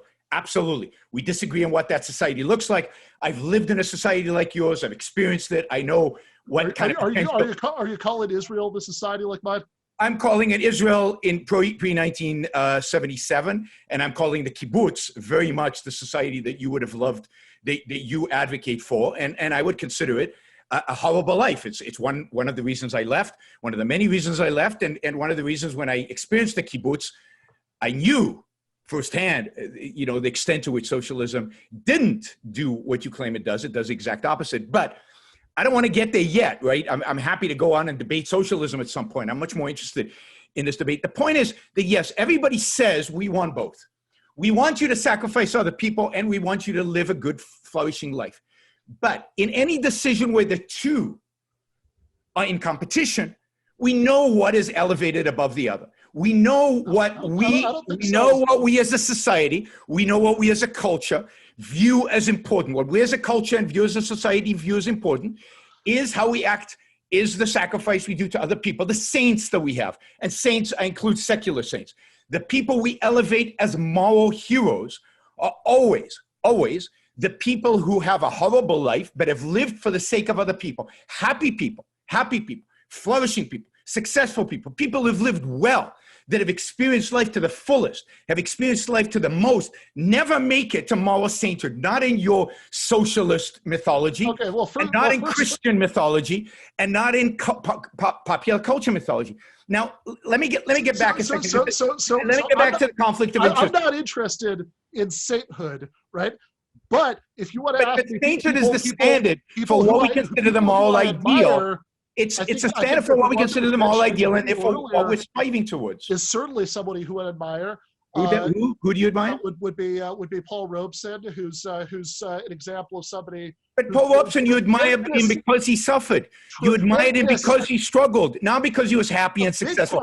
I admire Paul Robeson because he had a great voice. Robeson is admired is precisely his development of his individual talents as a musician and in other ways. No, but also. Yes, of course. Absolutely. But if he was just that, you wouldn't admire him. Also, we admire the fact that he's not just doing that he's also trying to create a society where other people can live up to their potential because they matter just as much. It's not true that every time there's a conflict between yourself and others. Yes, Paul Robeson say that you always have to sacrifice yourself. I don't know any leftist or socialist who thinks that we should have involuntary distribution of kidneys, that you're a bad person if you don't do organ donation. No, nobody on the left says that. What they do say reflects a reasonable balance between your own interests and the interests of everybody else. That, in other words, everybody can live a good life, but you also have to pay some taxes that support things like healthcare and education, so everybody else can have their basic needs met and have a meaningful opportunity to pursue their dreams. Yes, if you work in a worker cooperative or one of those kibbutzim that you hate so much, you have a vote and a voice, but so does everybody else. And that's why they don't exist It's anymore. not a binary choice between letting yourself live a good life and a full life and live up to your potential and letting other people. The question rather is, how can you live a good life and also help everybody else too? So I am relieved that you're not after my kidney. But I also know that you would love to come into my house and take my stuff. I also know that you would love to get into my bank account. I'd love to take a little bit of your bank account. No. You would. There's no limit. The only reason I have stuff. Let's be clear. The only reason I have stuff is because I have a bank account and I have money in the bank account. And the more you take, and look, they already take 50% of my bank, what I have in my bank account. You would like to take 90%. You would ultimately, if you're a real socialist and you believe in a kibbutz, you would like to take 100%. You would like to tell me exactly what I would have in my house. I lived in a kibbutz. I know a kibbutz. You don't have a television bigger than mine. Everybody has the same television. Everybody has the same kitchen. Actually, nobody has a kitchen because we all eat in a communal dining space. So let's be honest about what socialism is. You want to come into my house. You want to take my stuff. You want to take everything in my bank account, or at least a significant majority of what I have in my bank. Nobody wants to take anything from your house. I let you finish. And of course you do. I mean, that's exactly what socialism is. You want, let me ask you this, in a socialist society, like in my society, in a free market society, you can start a commune, you can start a kibbutz, you can do your thing. You can share each according to his ability, each according to his needs. You can do all that and live pathetic, miserable lives. But, if I wanted to start a business in your society, I would go to jail. If somebody wanted to be my employee and create a product and sell it based on the standards of employee-employer relationship, I would go to jail. So don't tell me for 1 second that you are for freedom and for people exercising their own potential, or you don't want to come into my house and take my stuff. Of course you do. You should admit it, because that is exactly what is involved. The kibbutz, when you joined a kibbutz, you didn't keep your stuff. You put all your stuff into communal bank account and they took all of your stuff. You don't want a voluntary kibbutz. You want the entire country to be a kibbutz. That's what socialism is. And you want all of us to put our money into a joint account. Now, but let me, I want to address the philosophical point that you made. You just said a lot there, Yaron. I did, but that's because you're drifting to politics when I still haven't reached my ethical point. They're the same question. The question of whether we only have an obligation to ourselves. I think we have an obligation to other people. I think balanced against an obligation to other people is the same question as the question of whether I should have my political rights. Let me ask you one question and then I'll shut up. Sure. Can I ask you one question, then I'll be quiet. Sure. Ask what you like.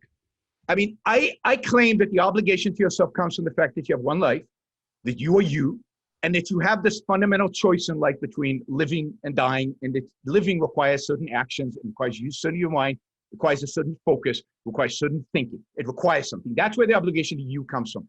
I believe that the obligation to other people comes from that obligation. So you have an obligation to other people, but the primary obligation is to you because you are the living entity and you have this one life, and it's your choices that have to be made. I'd like to ask you, you seem to think that these two obligations are the same. I think you actually think the obligation to other people is higher than the obligation to yourself. I just want to know where they come from philosophically. And don't say categorical imperatives, because that is the biggest cop-out in the world. That's like saying God, right? I want to know in logic, where does it come from? Because for Kant, categorical imperatives are God. We know that, right? He was very religious, very Christian. And at the end of the day, that's what he meant. Where do these categorical imperatives, where does this duty to others come from that places it above your responsibilities and obligations to yourself or at the same level as it? Yeah. So first of all, Kott's view is not actually a religious view at all. There is an argument that he makes, for the existence of God at the end, because I think in Prussia at the time he was doing it, you kind of had to do that.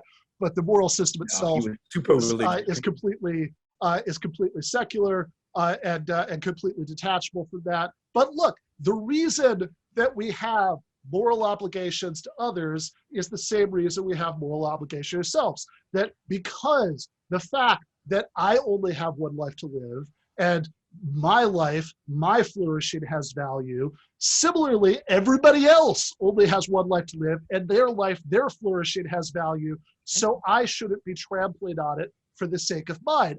Now, this is not a binary choice between living only for yourself and dying. You can live, but also, while pursuing your own dreams, help create a society and participate in a society where everybody else can pursue their dreams. So, for example, nobody, I really hope you get this, because you'll be able to sleep much easier knowing this. No one wants to come into your house and take your personal possessions. In fact, but of course you do. No, we don't. In fact, if you read even Karl Marx, even the Communist Manifesto, there is a distinction there between personal property and private property in the means of production. Like, it's very quick, right? You can read it after. I'm a finance guy. My means of production are right here. My means of production is my computer. You can't differentiate between the means of production and private property and personal property. That is bizarre. And the idea. Gotta finish the point here, that they have that private property in the external means of production. Nobody says means of production and means your muscle, your brain. They're talking about the external, the social means of production, and there is a distinction there between that and personal property. No one wants to take your personal property. So you don't want to take the $200 billion away from. Gotta finish here. Talk for a while, Yaron. The point is that now we do want to take some of what is in your bank account in order. So, for example, if someone else's dream, someone else's flourishing is to go to medical school and become a doctor. Someone else's dream is that they're going to become a great artist, etc. That they're not blocked from it because they can't afford to pursue an education. They're not blocked from it because they can't quit the job they hate because they'll lose their employer health insurance. They're not blocked from it because they have to work constantly at a mind-numbing job just to survive. So it's not that either we can care about ourselves, we can flourish, we can live good lives, we can develop our talents, or we can care about other people. In fact, a reasonable approach to life involves absolutely nurturing your own talents, but also doing what's necessary to contribute to society where everybody else can nurture their talents too. So I have no problem with the fact that part of life is helping people out there achieve their own success. Indeed, what do I do with my life? I do this kind of stuff, not just because I enjoy it, but because I'm hoping that some of your listeners might discover a philosophy that'll make their life better. So I care about other people because it's part of my life. And you're right, my own flourishing, my own success, part of that is other people's flourishing and success. But this is the point. You want to handcuff me. You want to decide, or the majority want to decide what dreams I should have, what dreams are worthy and what dreams are unworthy. I'll give you a quick example. Jeff Bezos has a dream of building a spaceship to go to Mars. Now, you might think that's funny, or you might think that's ridiculous, or you might think that, how dare he, which is, I expect what you think. He needs $100 billion to do that. You're not gonna allow him to do that. Clearly, you say the most important dreams are the dreams of those people who don't have health insurance or whatever you come up with as your You decide what dreams are worthy and what dreams are not worthy. And you're going to sacrifice the dreams of some people by definition, because you believe in a zero-sum world. I do not. See, I believe that the way for individuals to prosper is by leaving them alone, by helping them when it's in my interest to help them, by assisting them when I want to assist them. You believe in organized coercion, organized force, organized command and control that determines the hierarchy of people's dreams, takes dreams from some and gives them to others. And thus, I believe, destroy everybody's dreams. Because the other thing you assume, in the video you showed early on assumes, you assume that wealth is a given, that money is just there. That, oh, no, I don't. I think it's yes, created, you do. I think it's created by labor. I think production just happens. Labor doesn't produce. Lays the golden eggs. Labor the working class that labor Jeff produces. Bezos wouldn't have a red cent Even if not for the people who work in his warehouses. And of course, that needs to be brought and utter with economic with physical capital. Complete and utter that could be done in a worker cooperative. That could be done in a publicly owned firm. That could be done in a number of different situations. But no, it can't. No, it can't. None of that could be done in a worker cooperative. None of it has been done in a worker cooperative. And cannot be done in a worker cooperative. They have a fantastic research and development arm. Who does? Mondragon in Spain. Oh, come on. Every debate I hear about 2,000 Mondragon. people, You should actually do your research about Mondragon. Wonderful research and development arm. There's lots of Yes, innovation. There's lots of innovation going on there. But here's the point. I use Zoom, developed by Mondragon. I use many apps on my iPhone, developed by Mondragon. Mondragon is so innovative and productive that its apps and its applications and technologies are known worldwide. The one co-op that still exists, and one wonders why it exists, partially because it has spun off a number of its businesses that actually run like normal businesses, and the ones that produce money. And it treats its employees, at least in portions of its business, like every business owner treats its employees. It's a very, very mixed case that you bring up. But it's the one example you have. Every innovation that you're using right now, every innovation that all of your listener uses every single day in every single aspect was a product of some individual's mind. Some entrepreneur had to think of the idea. Some scientist had to invent the process. Well, and yes, that's not at all how innovation works in the real world. Of course it is. It's not a product of one entrepreneur's mind. Well, of course it is. You always need. You often need an entrepreneur. It doesn't happen in an R&D department. This is my point. This is my point about you thinking wealth is just there. Wealth is an achievement. Wealth requires the focused effort of certain individuals. Not everybody can achieve that, whereas manual labor is not an achievement. Manual labor is something human beings have been able to do from the beginning of time. Manual labor is interchangeable. It doesn't matter if Joe or Janet does the manual labor, but it certainly matters whether Joe or Janet was the head of Apple at the beginning, but Joe and Janet couldn't have done what Steve didn't do what Steve did, and nobody has done what Steve did other than Steve, right? So the difference is, the fundamental differences, and this is what wealth leads to. But this is what wealth comes from. It comes from the mind of Steve. Because I do not want to let this get lost, right? In the couple minutes we have left, that you talked about organized force. You talked about some people's dreams being sacrificed to other people's dreams. Now, any society where you enforce any rules, very much including a no trespassing sign, is going to involve some element of coercion. The question is which rules that you're coercively enforcing are justified, and do I want Jeff Bezos to be able to have $100 million generated by the labor, physical and mental, of people who work for him in his warehouses, people who work for him in his R&D department?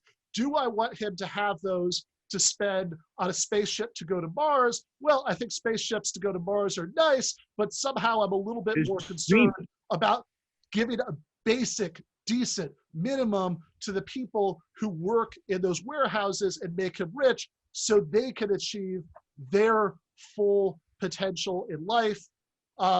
Now, obviously, there have been a lot of strands of what we've talked about today.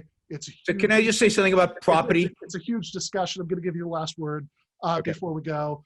But I do want to make sure, because obviously in the last 40 minutes, whatever it's been, we've just scratched the surface. I think that's inevitable. Absolutely. So I do want you to come back to pursue some of these other strands, to talk about some of the political takeaways of all this.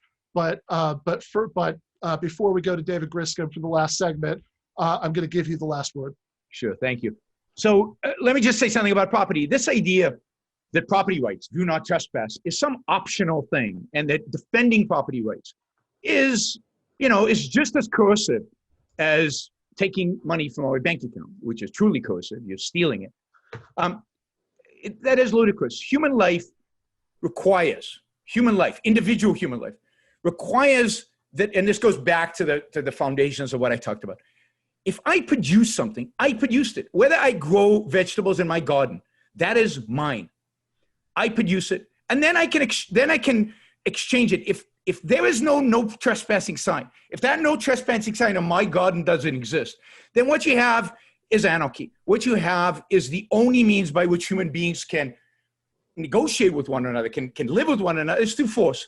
This is feudalism. This is every pre-capitalist system of government.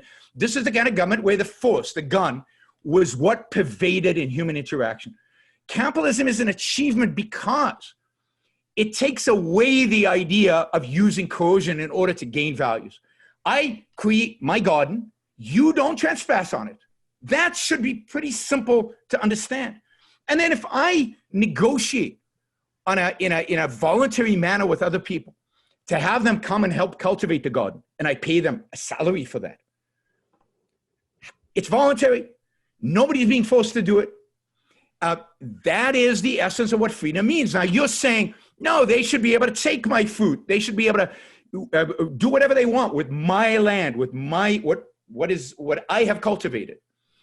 That is a recipe for human disaster. That is a recipe for violence and destruction, and it's a recipe for the destruction of civilization. Property rights are a massive achievement, and of what have led to I'll finish on this, what have led to the creation of wealth that you now want to expropriate today, that over the last 250 years, that have led to in the West at least, the annihilation of real poverty in the West, and to a standard of living that was unimaginable. That is a product of property rights, which is just one aspect of individual rights more broadly. But there's a lot to talk about, as you said. Yeah, there is. I agree with you that capitalism is better than feudalism. Maybe you can come back. Marx said that, so that's no big deal. Maybe you can come back to talk with me more about whether we could do better than capitalism, and also whether the individual. We could have it for one. We've never had it, so it would be great. The individual gardener who's negotiating with other people at the same level as him is a good model for how capitalism actually works. But that is going to have to be a future discussion. Thank you so much for coming on, Yaron. We are definitely going to have to do this again. I appreciate it. Thanks, Ben. Thanks for having me on. Bye. Thank you. All right. That was Yaron Brook from the Ayn Rand Institute and talking about capitalism and socialism and self-interest and greatness. But speaking of greatness, we're now joined by David Griscom from the Michael Brooks Show. And of course, I've got to finish this up because the rule on Give Them an Argument is when David Griscom walks into the room, you have to switch from beer to whiskey. So I'm gonna finish what's left of this so I can do that. How are you doing today, David? I'm pretty good. I think I'm breaking the rules because I'm drinking tequila this afternoon, La Gratona, which is a good reposado, which is close to whiskey. Yeah, we'll allow it this time. Got some, I guess for outlaws and revolutionaries, bourbon would be more important, would be more on theme. But drinking some Talisker right now, some nice smoky Scotch. I think everybody should get to do that after spending 40 minutes arguing with the libertarian. Explaining what property rights are. It's always funny to me how those conversations, they always act as if property rights, is some kind of discussion instead of a horribly violent activity. It's. Well, yeah, right. I mean, this gets back to stuff I've heard you talk about before about Rousseau and what he thinks about property.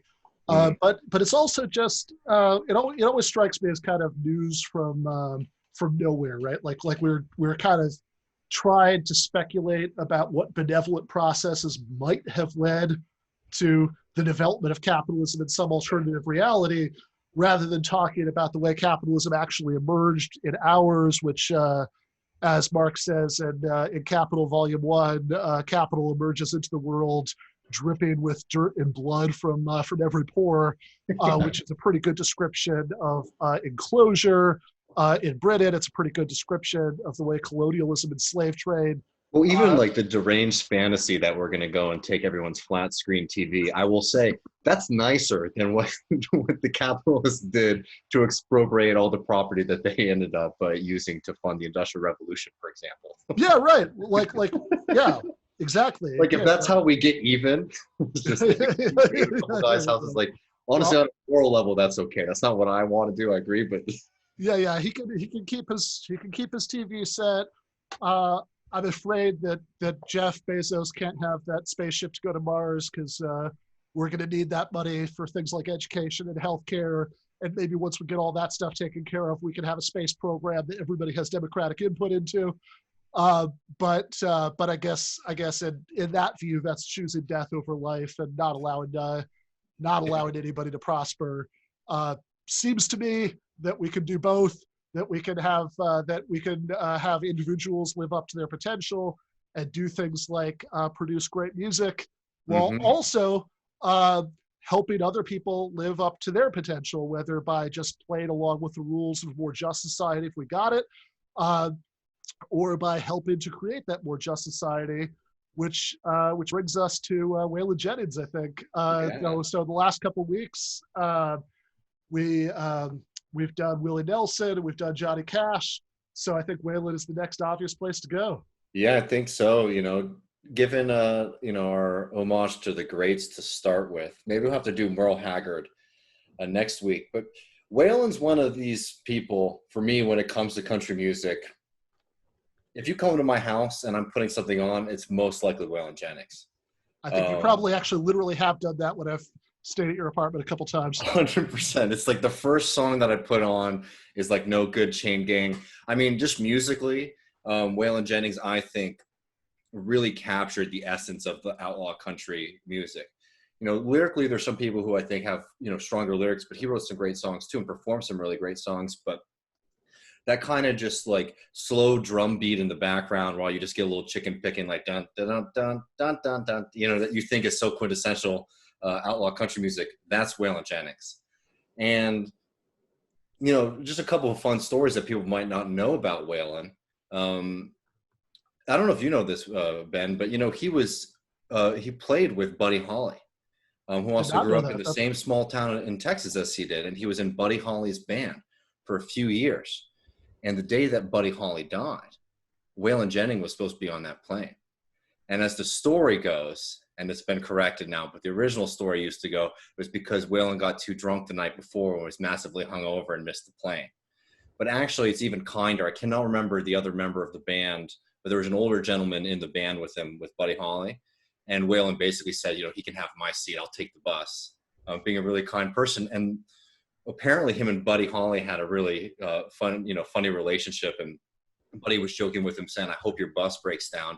And Waylon allegedly said, I hope your plane crashes, which is one of those just bizarre pieces of history. But, Buddy was someone who was really important to Waylon, and Waylon spent the rest of his life continuing to honor him. But it's just one of those interesting stories where, somebody like this could have also been lost in this tragic accident. And I don't think that people know that connection because Buddy Holly is so much more in the rock and roll scene. But yeah, Waylon was just like, Willie and all these guys who was coming up in this, he was a little bit more rockabilly at first. And then he started getting into country music, but it's the same kind of thing as him and as Willie Nelson had to deal with, conservative, not necessarily politically, but more socially, producers trying to make you sing the classics, sing the hits, don't do anything dangerous. And Waylon Jennings just basically through, his own stardom and ability and just grit, producing albums and records on his own, sometimes even without the approval of his record label. Just an amazing, amazing singer and performer. there's a really great video, which I'll post, I guess is what I have to do for people to be able to listen to music. There's a song, Waymore's Blues, that Waylon wrote. And Shel Silverstein, who people might not know, is a very famous country songwriter as well as being an incredible author, was very much in the folk and country scene. And anyways, the song Waymore's Blues, Shel Silverstein said, is the perfect American folk song. So I highly suggest people listen to it. It's one of those great songs where Waylon even admits in the video that I'll post that he doesn't even really know what the last bit of the song was about.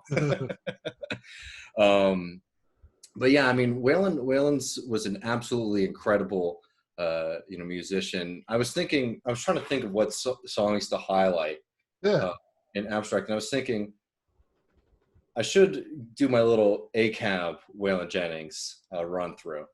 And one of my favorite songs is Ain't No Good Chain Gang. And that's, you got to understand just like how prevalent just arrests were in the South at that period of time. If you were out too late at a bar, you were going to jail and they were going to make you work. A really obviously exploitative system that all these country music singers from that time like really understood and wrote a lot about in their songs. But I was listening to this song this morning that I had just discovered through another really great country artist called Charlie Crockett, who I highly suggest. He's contemporary, but he covered a song that was made famous by Willie Nelson. And then Willie Nelson and Waylon Jennings sang it again later, called Black Jack County Chain. And it's a song about no good sheriff in a small town who basically, whenever riffraff would come to town, he would arrest them and put them on the chain gang and make them work, basically, for no pay and slavery, basically hold people in chains. Anyways, it's a story about a guy who gets captured and then gets together with his other comrade prisoners, and they use that chain to kill and strangle the sheriff in town. And Willie Nelson made it famous, and it went off the radio for a long time, obviously, because people were censoring it. And then Waylon Jennings and Willie Nelson recorded another version of it later, and then it sort of has lived on since. It's a great song. yeah, man, that's so I've still got Yara Brook in my mind, just thinking about that as far as some people's dreams, crushing other people's dreams. And, That's a great example. We're gonna go with the guy who runs the chain gang, or are you gonna go with all the people who he's forced into labor for him until they use the chain to kill him? Which I would argue is kind of the same choice between letting Jeff Bezos have his spaceship and siding with the people whose dreams are being crushed every day as warehouses. But yeah, no, that's fantastic. And I think I want to just get into this just for a minute, because I think that, like, because of maybe cultural trends since that era, especially with the kind of rise of a certain kind of like very corporatized country radio station kind of country music. They never wanted that to happen again. Yeah. They never wanted Waylon Jennings and John. They wanted the sales, but they never wanted people who are sort of pushing the envelope like those people were. Yeah, right, exactly. And I think that, like, it seems like the kind of thing where, like, if you could recognize that there's an important distinction between Nickelback and Led Zeppelin, you should be able to recognize that, like, a lot of what we call country music now is both politically, certainly, and also just musically, right? Like, not in the same category as what you've been talking about for the last couple of weeks. Well, I think that's 100% true. And I mean, I would say that, you don't have to make the distinction, though, between like old and new country, I think. Yeah. What you have to understand is that all these people that are really famous and we look fondly on were people who were having to fight against their system. I mean, like, Willie Nelson, for example, had everything he owned impounded by the IRS and was completely broke for a few years. And he has a tape, I can't remember, I think it's the IRS tapes is the name of the album. But he recorded an album, and all of the record sales still go to the IRS. Right? Like, these are people who, like, yes, they made a lot of money, had commercial success and all this kind of thing, but they were sort of operating in a different scheme than, a lot of kind of like big pop artists do today, for example. And I bring that up to say, like, there are a lot of people making really amazing country music today, and that scene still exists. It's just that, to be able to be known, you have to have that kind of streak of dumb luck, grit and determination, and then hopefully, you know, a couple people inside of a record industry who are still going to produce your albums, even if they know they're politically, you know, they're going to get them into trouble. But I also just briefly, if you'll let me, I just want to say about Waylon specifically, because with everyone else, I sort of told a couple like political stories or whatever. And, you know, Waylon wasn't like Willie when it came to that kind of, or Johnny Cash even, when it came to that kind of stuff. But I think that it would be wrong to think of him as like a right-wing figure, for example, which some people have done in the past. Like, first of all, my first argument would be that, you know, Waylon at the height of his career was traveling around the Navajo Nation playing free concerts for people on the reservations there, you know, to show his like solidarity and support. Like he was somebody who had a good sense of the world and what was going on around him. And the thing about Waylon Jennings, if you look at even his public persona and his character and his music,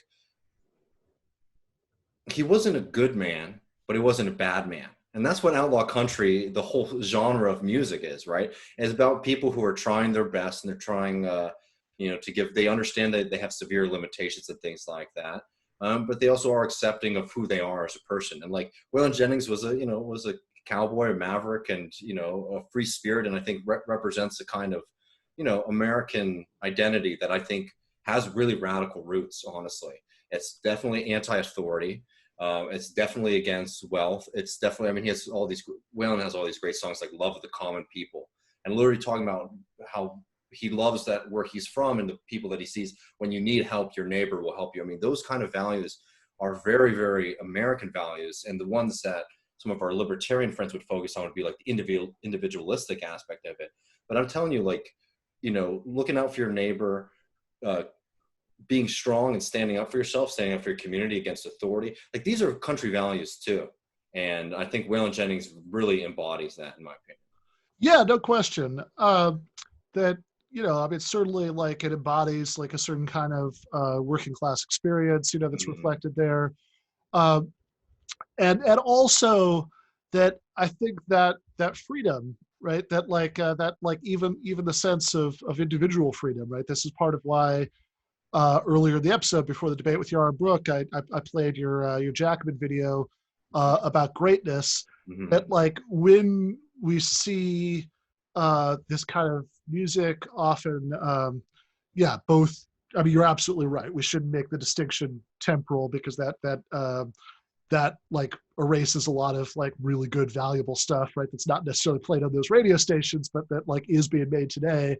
But when a lot of this music celebrates like some sense of individual freedom, and people being stifled, you know, by authority.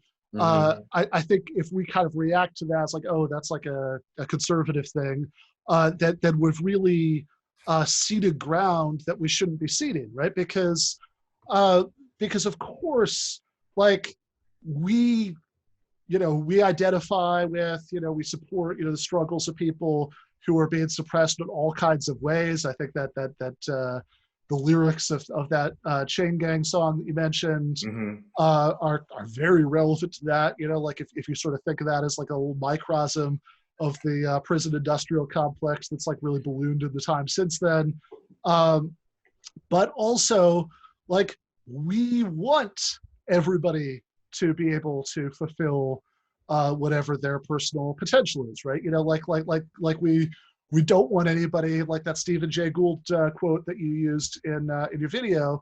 We don't want anybody who could have contributed what Einstein contributed to the world to not do that because they had to work all day in fields or in a sweatshop, you know, or in Chain Gang, right? You know, we want people who could be like Paul Robeson, right? You know, to be able to contribute what somebody like Robeson contributed artistically without being held back either by the sort of racial caste system that Robeson had to work so hard to get past, or just by poverty, right? Just by not being in a position to develop that talent, right? You know, because they have to spend all of their time, you know, working just to get by, and like really, I think that there is a reason why socialists have always used this language of freedom, right? Even it's right there in the Communist Manifesto, right? The free development of each and the free development of all, because we want. And I mean, I know at this point in the episode, it's like probably getting repetitive, but like I just think this is such an incredibly important point, right? Like, we care about everybody being able to live their own life however the hell they want to live it, right? You can't build a spaceship if other people need to eat, right? Like we'll draw the line there, but but we want people to be able to live the lives that they want to live, and not be constrained either by literal chain gangs or just by like a system that makes some people spend their days doing mind-numbing labor so they can enrich others. I think so, 100%. I would just add, like, it's freedom and it's grit. And I use that word grit specifically because the grit that I'm talking about, the Waylon Jennings, that kind of outlaw country grit, is, standing up for yourselves, but also like a refusal, kind of radical refusal to recognize like the social relations there. So like when you have a police officer or somebody like that, doing something wrong, you stand up to them, even if you're going to get, beat or hit or whatever. And I say that story, for example, like the Blackjack County chain song. I think about a great lyric that Paul Robeson sang. So Paul Robeson wrote, I cannot remember the movie he sang this in, but he sang this song called Old Man River, and it was a very famous song. It's a beautiful rendition, but the original lyrics are quite, minstrelly, right? They were about, kind of African-American man in the South who was sort of, whimsical, all those kind of stereotypes. And Paul Robeson throughout his life started changing the lyrics to that song until this song that was, a kind of parody, became like almost a radical cry for change. And I won't do the, so like in the original version, there's a line that said like, you get a little drunk and you land in jail, right? We're just saying like, okay, so all these people who are in jail, they're just drunk. They're just sort of stupid, right? But Paul Robeson later changed it and he says, you show a little grit and you land in jail. And that was the real experience that was happening at that time, as people were standing up against these systems and they were being thrown in prison, right? So that grit goes all the way through. And I think that that's also something that, we really need to be reclaiming in our politics and our communities. Yeah, no, absolutely. And again, like you don't want to see, any of this stuff, right? Like to the opposition politically, that this is something that that we care about everybody getting to exercise everything that's valuable in their lives. And by the way, I also want to mention the Robeson discussion reminded me. I'll put it in the show notes. There's a Robeson song that I really love, that the audio recording, and I don't know what images they put with it, is on YouTube. I believe it might have been from one of his trips to the Soviet Union. I'm not sure, but he's singing a song in Yiddish from the Warsaw Ghetto Uprising. That's amazing. It's just incredibly powerful. And I remember, a couple of years ago, when there was that synagogue shooting in Pittsburgh, in a neighborhood I used to live in. Actually, I used to pass by that place every day, and at the same time, the fascist Bolsonaro government had just come to power in Brazil, and it was a very bleak couple months there, and and there was a while like when I was processing those news items when I was listening to that song, quite a bit, right? It's really powerful and inspiring, right? To hear him do that, just in that amazing Paul Robeson baritone. No, that's absolutely beautiful. I mean, yeah, Paul Robeson's understanding of the folk traditions too, and just like how powerful singing other people's songs can really be. And singing other people's songs, I don't even like that language. Like singing songs that aren't from your history or tradition, and recognizing them as international human songs of liberation. That was what he did. Is he took all these folk songs and songs of specific groups and just turned them into the music of the world, which I think was so beautiful. Yeah, exactly, right. I think that the stuff that our departed brother Michael Brooks talks about in the last chapter of Against the Web, about cosmopolitan socialism and how, like, not only should we not get into this weird moralistic framework where we spend all of our time worried about, like, who's allowed to produce or consume what and, what's appropriative, but rather that we encourage, right, intermingling, because all of this stuff is the collective inheritance of the human race, and we want everybody to be able to enjoy and be inspired by and kind of take into themselves everything that's good from every tradition. So yeah, I think that's really beautiful. I just want to real quick, somebody in the Q&A says, seeing as you guys are both music buffs in a way, what do you think of Rolling Stone magazine? Just curious. I will say that I think that that over the years there has been really good stuff that's been published there. The Hunter S. Thompson way back when, Matt Taibbi more recently. They've also published a lot of tedious garbage, but maybe you have some thoughts on that.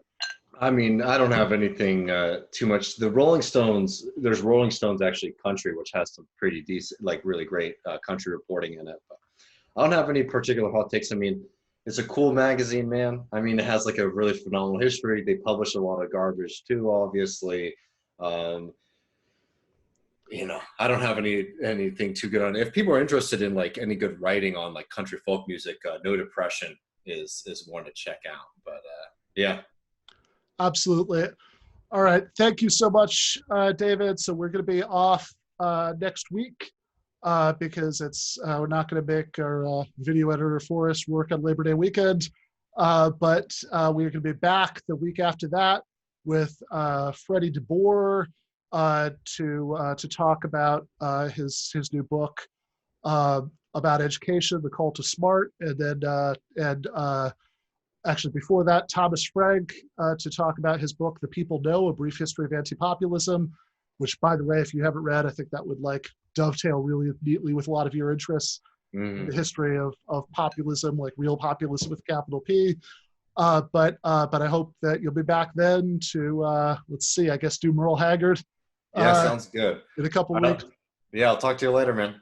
All right. Thanks, brother. Bye. Bye. All right. That was David Griscom from The Michael Brooks Show, giving us the new installment of the Outlaws and Revolutionaries segment that we've been doing every week.